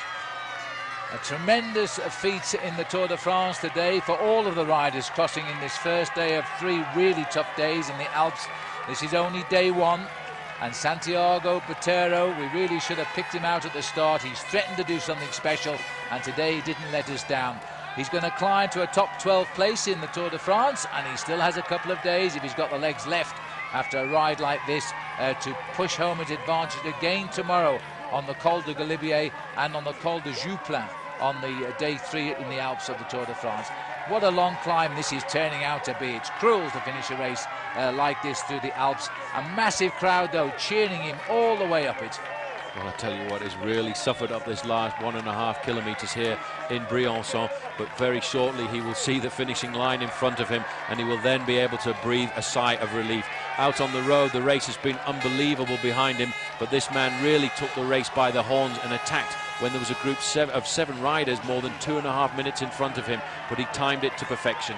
It gets a little bit easier now as he lines up for the finishing line, and the crowd, who have been here for the best part of 8 hours as well. They were here last night too, because there was a marvellous firework display celebrating Bastille Day at 11 o'clock last night, and now they've stayed on for the arrival of the Tour de France, and a Colombian cyclist in his first tour getting the great victory here, and he might beat the 8 hours as well. Well, he'll be pretty happy about that, but there'll be a lot of riders out on the bike field for more than 8 hours and 45 minutes. But for this man, Santiago Botero, it's the last few minutes of this very long, difficult stage. Will the top of this climb ever come, he says to himself. This is harder than the Cul De Vars because the pressure is on him now to survive to the line. His first prize, 50,000 French francs, but more than that, he'll never be an anonymous rider in the Tour de France again. He has won the big blue ribbon of the race so far. Crossing the line, Santiago Batero gets the victory, and lower down the slopes, the chase is on. Well, this is the sprint now for 4th place on the road. This is Joseba Belocchi, the man who started the day in 3rd place overall. He's marked there by Richard Veronk and Marco Pantani. Armstrong is very happy just to stay in this group here, Phil, with Jan Ullrich. Well, Pantani, this is Baranowski, and he's being caught on the final climb here as the group comes up. So Savadelli is the only rider surviving in front of this group. They are now racing here, 1 kilometre to go for 3rd place.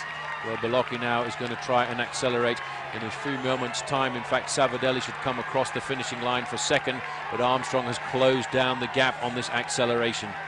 And Joseba Belocchi is still prepared to hurt these riders. What a find he's been this year in the Tour de France. Armstrong had a magnificent first day in the Alps, conceding nothing to anybody of importance because Batero is still too far behind him overall. All of his rivals are here or behind him. Well, he's really had put out the master plan today. Marco Pantani now is trying to get himself off the front of this group. This will be for 3rd place, and that was very much the sort of place that he looked at in the Giro d'Italia. Joseba Belocchi there for the Festina rider has let the pirate fly. I don't think they can catch him this time. He's got that look in his eye, if you could see his eyes behind those sunglasses. This time Pantani has decided this is the big sprint, and they haven't quite organised themselves yet because they're thinking of not losing time, and if they sprint to Pantani and blow, they will lose time because they'll split time the riders at the line today, and Pantani has accelerated, the old familiar acceleration we've seen around the mountains of the Tour. Well, Pantani, what a kick that was. He opened up a large advantage over everybody else there. This is really mainly for pride more than anything else. He's not worried about finishing 3rd on the stage, but the psychological blow to the rest of the team. Go on, here comes the man in 2nd place, Paulo Savadelli.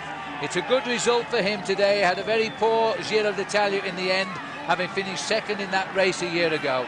Well, Savadelli tried to come down the mountain, tried to pick up the man at the front of the bike race, but his descending skills didn't help him this afternoon because Santiago Botero was never going to get caught. But the Falcon will be happy with this 2nd place for him on one of the toughest stages of the Tour de France so far. So 2 minutes 29 for Savadelli as he comes over the line. Now the Pirate launches himself to third place, as I don't think they'll come up to him now. So Marco Pantani, he jealously guards the mountains, which is his favourite terrain. He gets third, and at the sprint now right behind him, it is going to be Escartine who comes in ahead of the rest of the group at about 2 minutes and 50 seconds. So what a great day for Lance Armstrong. He keeps all of his gains in the Tour de France, but the one name on the block that everybody will talk about today is that of Santiago Batero. He wins by 2.5 minutes over Paulo Savadelli, and Marco Pantani, virtue of that late attack in the last kilometre, gets third place on the stage, 2:46 back. Lance Armstrong finished 7th, but around him the two men he fears most in the same time, Ulrich and Bolocki. Mark Wouters lost an enormous 36 minutes 35 seconds. He finished in the same group as our David Miller, and as soon as he finished, a depressed David Miller spoke to Gary Imlach. David, at least that's the longest stage in the mountains over with. How are you bearing up? No, horrible. I think that's just fucking... Oh, I'm sorry. I think that's just ridiculous. I mean, just 8.5 hours on a bike, it's not a sport. It's sadomasochism on a major scale. I just think it's ridiculous. And another hard stage tomorrow, but at least the rest day's in sight after that. Tomorrow it's just going to be a joke. I'm not looking forward to it. Everybody's tired, and I think I hope everyone will have enough brace to take it easy for as long as possible. But I'm not too impressed at the moment. 8.5 hours on the bike after 2 weeks of racing, it doesn't make much sense to me. Obviously David's worst day so far, and after his problems these past few days, I think we can all understand that. Tonight on the podium tonight, not just a new stage winner, but also a new leader in the King of the Mountains competition. So it really was a great day for Santiago Botero. Overall, though, a superb day also for Lance Armstrong. No time losses at all, and Christophe Moreau is now back in 4th place in the race. Armstrong keeps his gains despite what Marco Pantani allegedly said in an Italian newspaper this morning about what he would do to Armstrong on the climbs. After the finish, Paul Sherwin asked Lance what he felt about the comments. We saw a couple of little chats between you and Pantani on the descent. What did he have to say to you? I read some stuff in the paper this morning, and Marco said it was, I thought, a little wrong. That's why I asked him about it earlier on the stage, and he said, said he doesn't talk to the press in a year, so he doesn't know how I got in there. I believe him, whatever, and I was just kind of joking with him, because when he took off on the Izor, he was flying. He was indeed, and Marco Pantani is now up to 9th place overall in the Tour, and there's still a lot of fight in those legs, I think. Mark Wouters, he came up yesterday, he's gone a long way down the overall classification today. David Miller is 64th, and let's hope he can regain his morale in time for tomorrow's start.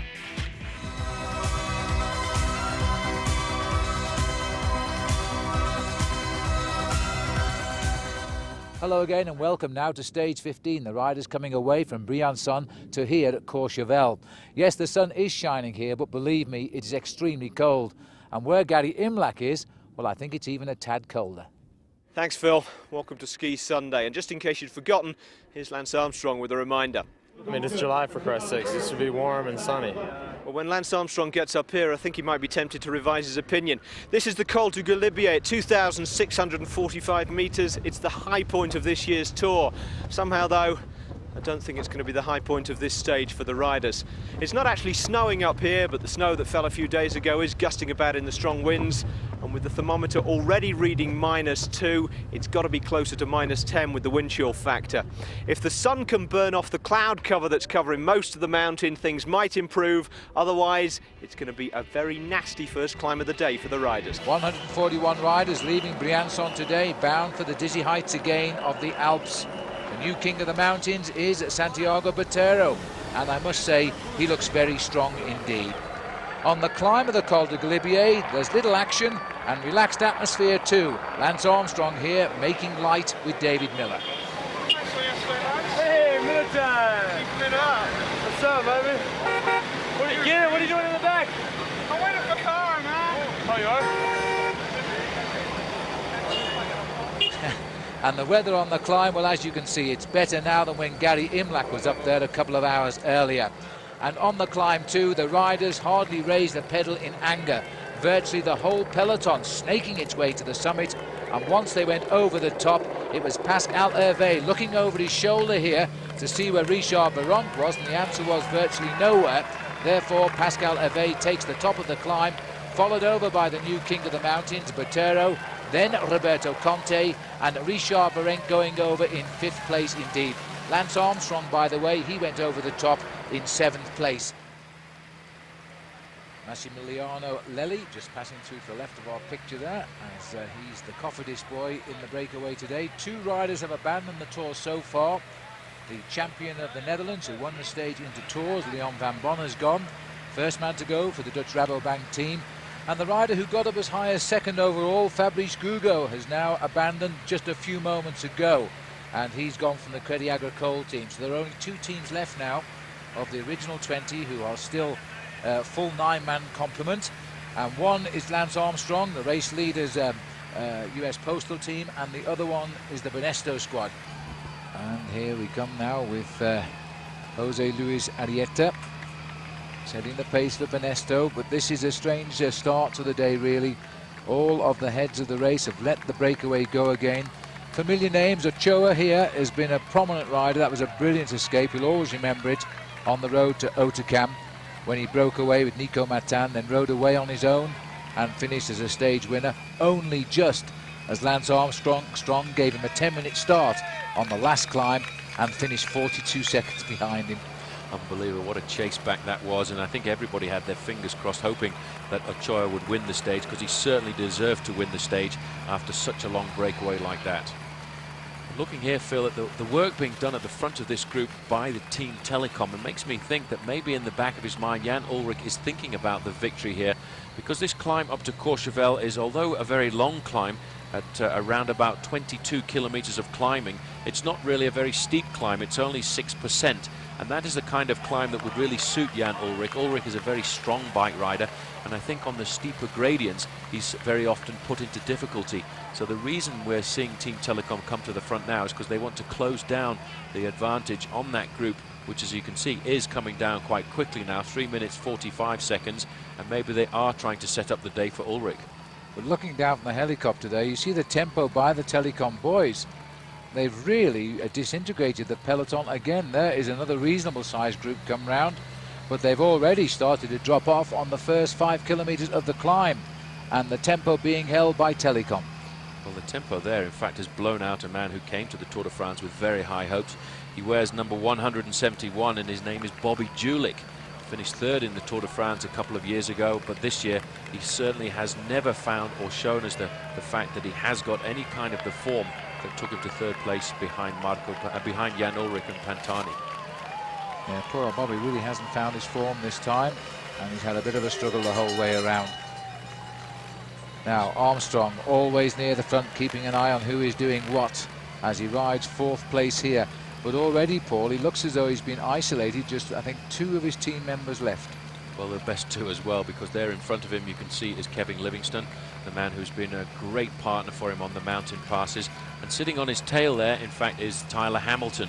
Now, Tyler Hamilton is sitting behind Armstrong at the moment, just in case Armstrong were to have any kind of technical problem or any kind of mechanical problem on the slopes of this climb. If he did see Lance Armstrong having a flat tire, you would probably see a situation where in fact Tyler Hamilton would take out his wheel and pass it to Armstrong's machine.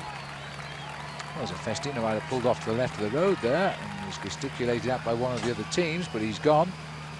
And I've seen all 4 riders in the overall classification right here on the sharp end.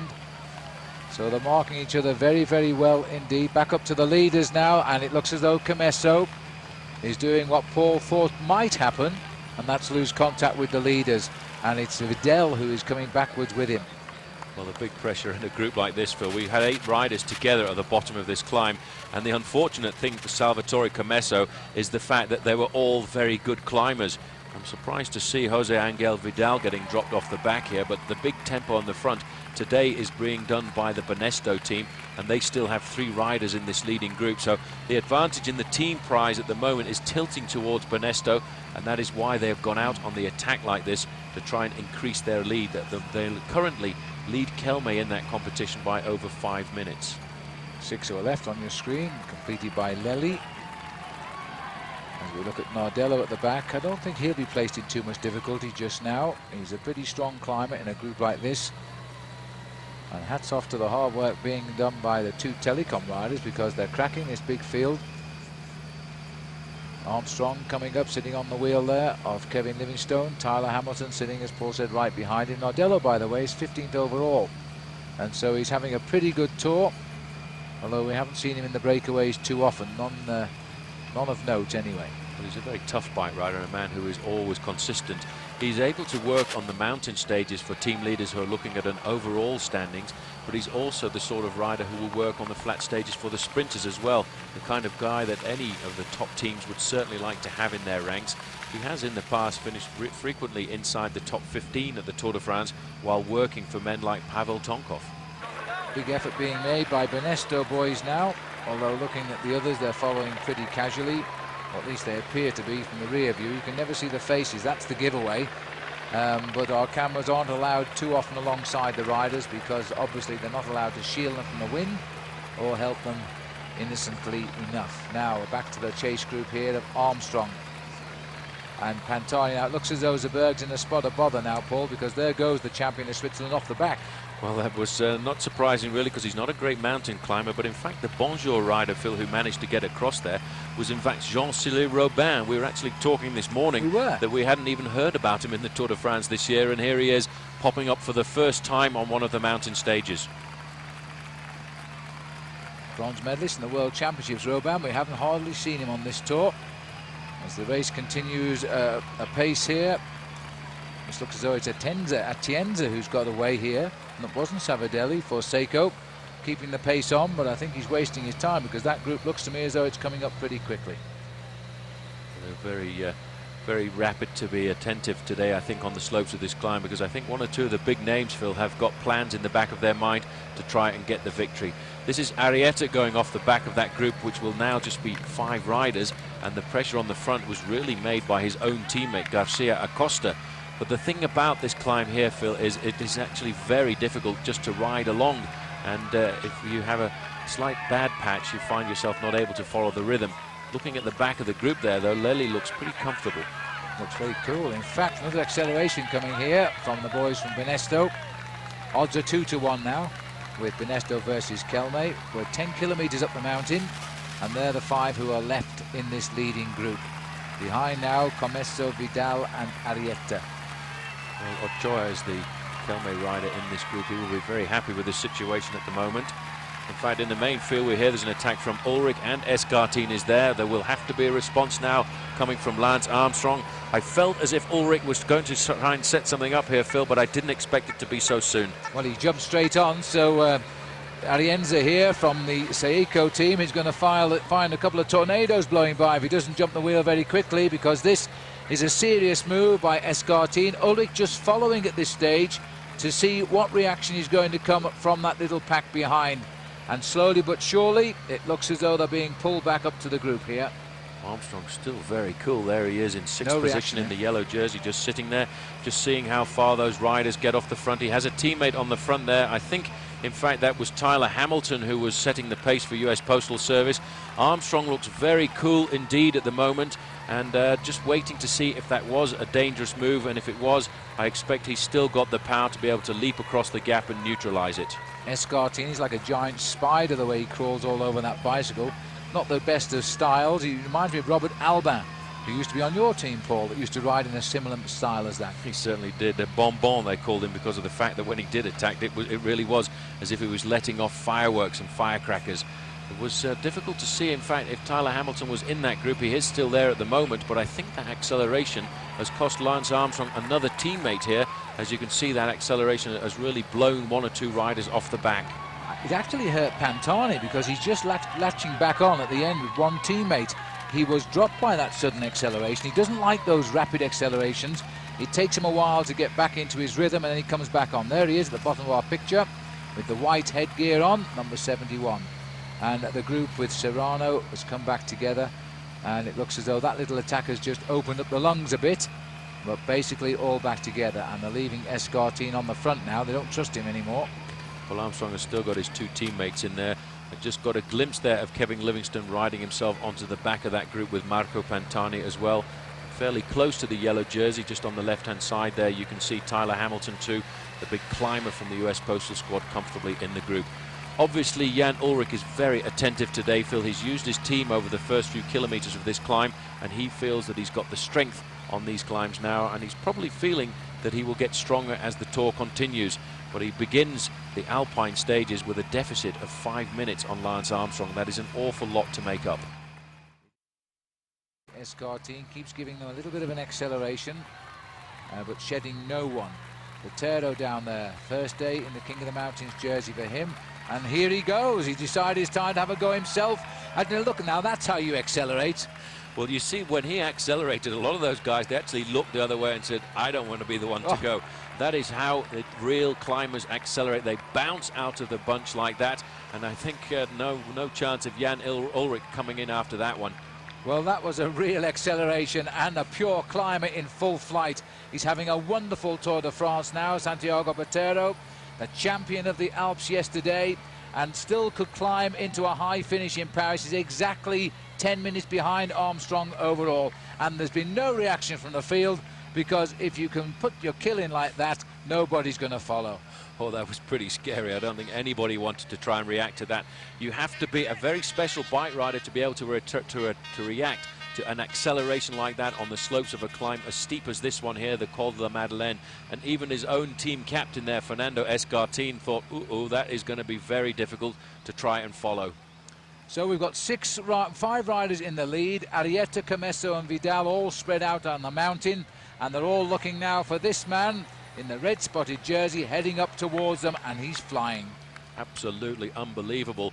He's worried a little bit, I think, about making sure that he keeps the King of the Mountains jersey on his shoulders.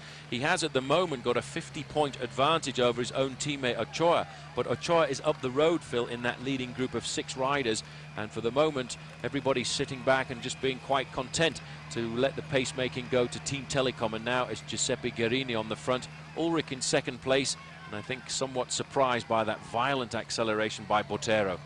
Common sense prevailing, I think, amongst these riders, especially Armstrong, who's proved the art of being patient in this year's Tour de France and not chasing everybody that moves, because he's still got that last climb to come, and about a third of the way still to climb up here to the top as well. This is Nadello, and it looks as though the group here is again in a bit of bother as Lely sets the pace now.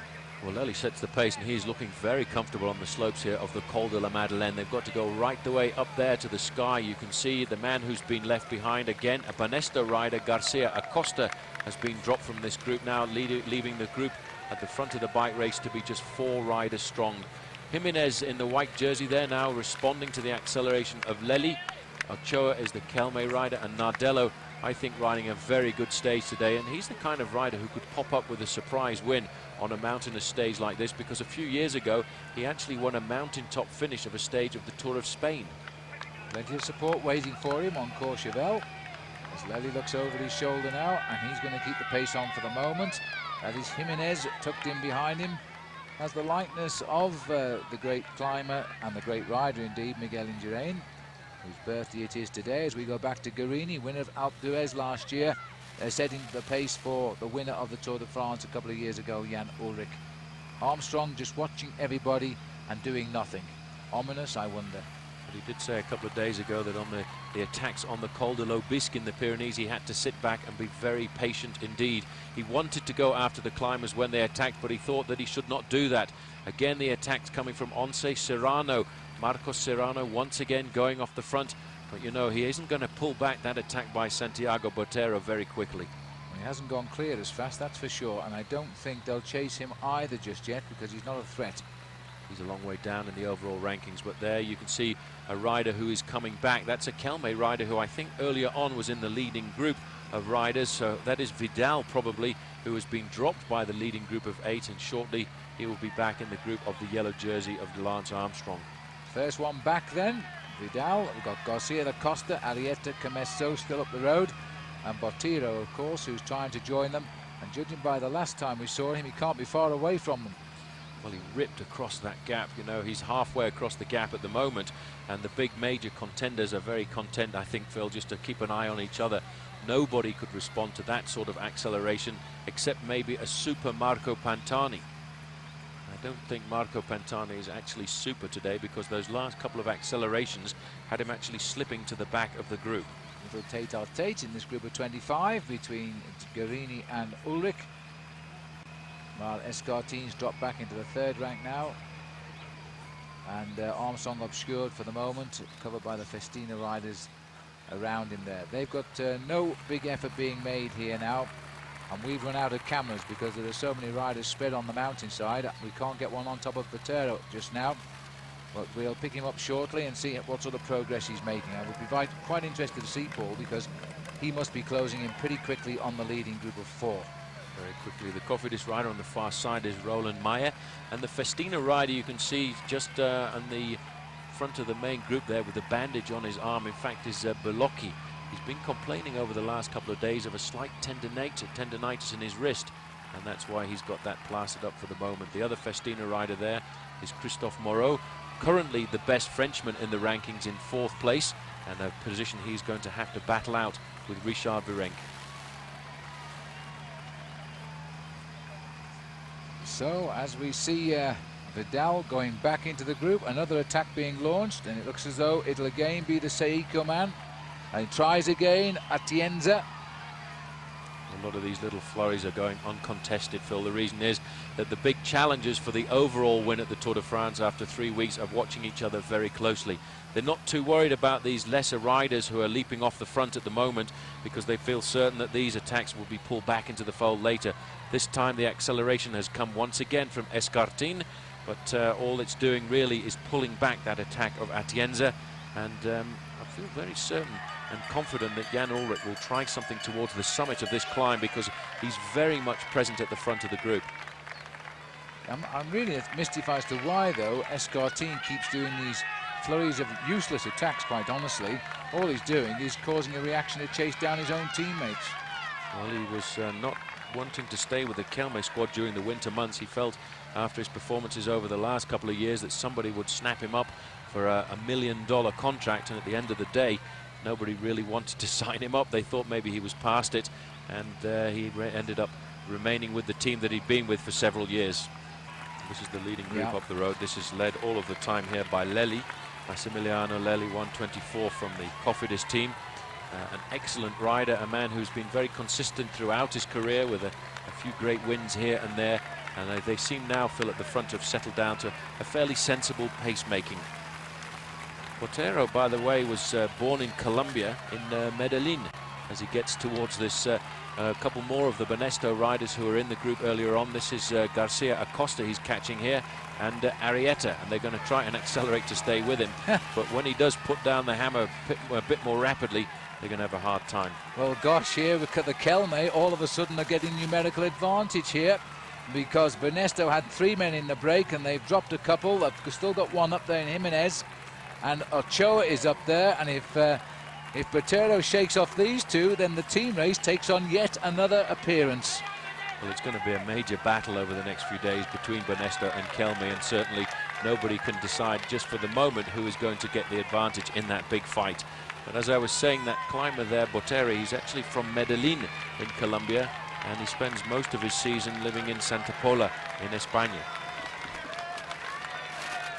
2 minutes 39 to the chasers now, and that I think will be Batero as he tries to get across the gap. He might just make it before the top because he's such a good climber.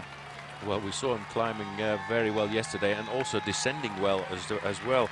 So if he does go over the summit with around about 1 minute's deficit, he might find himself reintegrating that leading group of 4 riders on the descent down into the valley.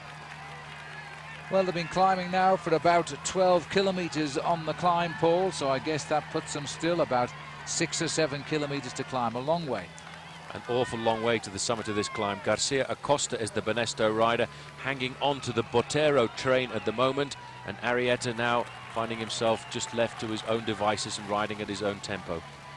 1 down, 1 to go as far as Santiago Batero is concerned with the Banesto boys, and then a free to fly up towards the rest. There are 4 riders left up front, remember, before he picks off the major points for an all-category climb, which I think is 40 points in the King of the Mountains.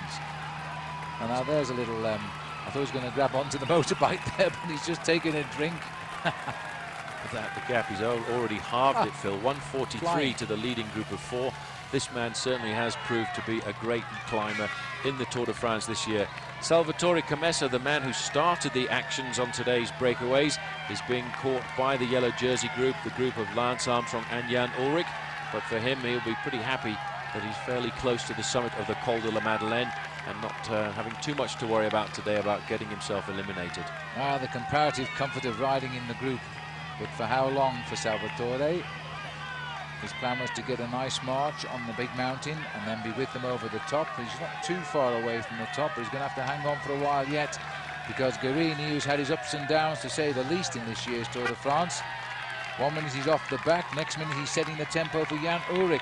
He climbed brilliantly last year when he won the stage to Alpe d'Huez. In this group as well, a quick glimpse there on the left-hand side, the white jersey Mapei rider is Manuel Beltran. Another man high in the rankings, 7th overall for him. Quite remarkable, really, because Mapei came to the Tour de France this year without any of their major leaders, as we now see Pascal Hervé moving forward. Hervé, Phil, over the last couple of days has looked to me as if he's actually stronger than Richard Veronk, and he's done an awful lot of work for the little Frenchman from the Midi of France. Well, he's been a superb teammate, but I think like you, Paul, as to whether he's wasted his energy here to try and help Veronk, because I felt that Hervé has been the stronger rider. And remember, Richard was the man that won at Courchevel last time we came up here. Now it's a question of whether he can take him to the last climb of the day and launch him up there and try to win again.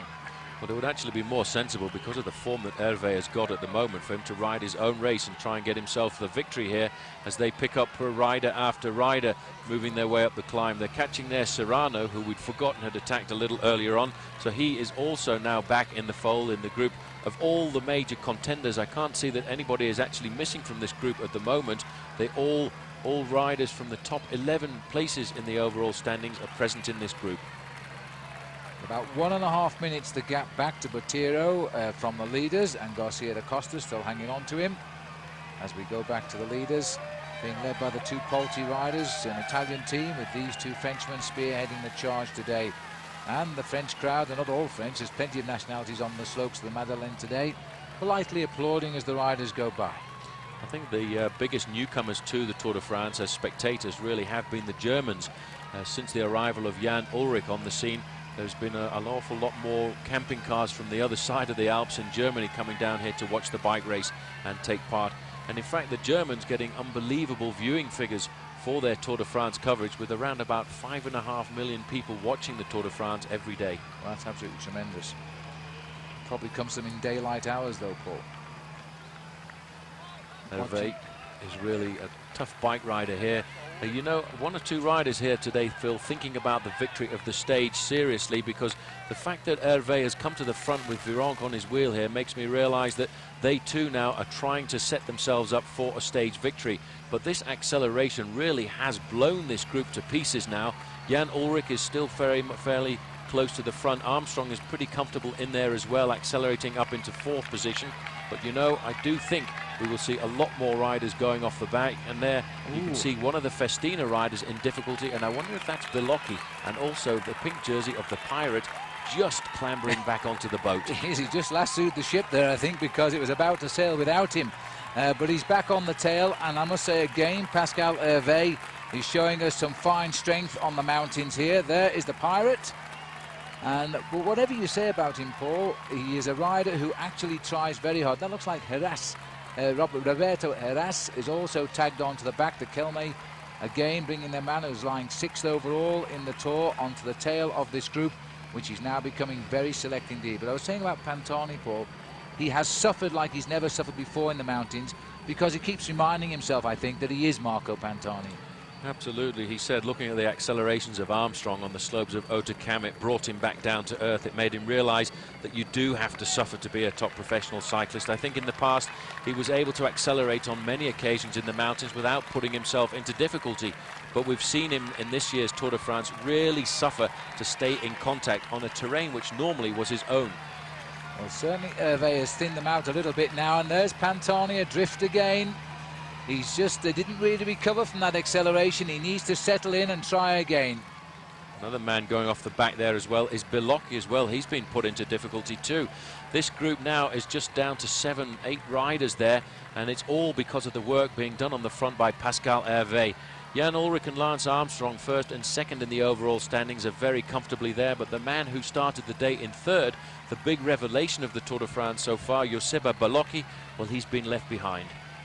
Well, he can afford to be left behind by just under a minute, and then he'll be back on again. Pantani's back. Christophe Moreau in the blue there. He's next in line for Belocchi's place. He's a teammate too if he doesn't get back on. In fact, just catching a glimpse there, Belocchi just managed to scramble onto the back of this leading group. But you can see today, Phil, a lot of these guys are under pressure.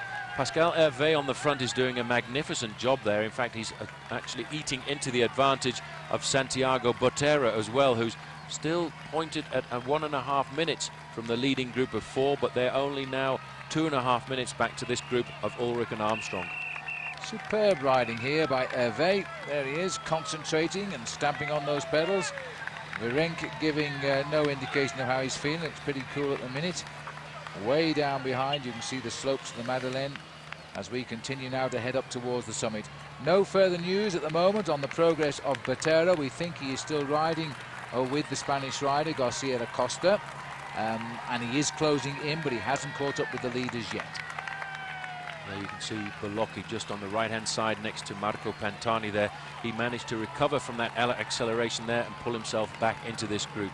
In the group, you can see Armstrong and Ullrich, Escartin and Roberto Heras. The 2 Festina riders are Moreau and Belocchi. On the front, the 2 Polti riders are Veronk and Hervé. And just tucked in at the back is Marco Pantani, the pirate himself. And he will try and stay with this group, Phil. And certainly, I think we'll see him launch an attack again on the final climb of the day up here to Courchevel. Well, the way it's going with these riders here, unless there's some fearless descending from the rear of the race, we could have a very select group going for a final showdown today on the climb of Courchevel. There's the slopes of the Col de Madeleine. It really is an inhospitable mountain in bad weather. But although the cloud is up there where the riders are climbing to now, at the moment it is reasonable conditions, and the wind, although reasonably strong, it's not quite the gale force it has been these past few days. I do think we will also see a very rapid climb up the slopes of Courchevel here, because for the first time on one of these climbs, Phil, we are actually looking here at a tailwind ascent. This is Garcia Acosta, who was earlier in that leading group of 8. He's been pulled back into the fold right now. So as far as I can figure out, we must have Arrieta up here somewhere, unless he's been caught and dropped in our absence. And the only Banesto man remaining at the front of the bike race is Jose Maria Jimenez. These are the 4 leading riders who were 6 and have thinned to 4. They were 8 originally. The majority are now back. We're looking now as they come up to the last kilometre of the climb of the Col de la Madeleine. We're looking for the possible arrival of Batero. So here we have the leaders now, the remnants of the breakaway inside the last kilometre of the Col de la Madeleine. And these 4 riders are going to fight out the points, I think.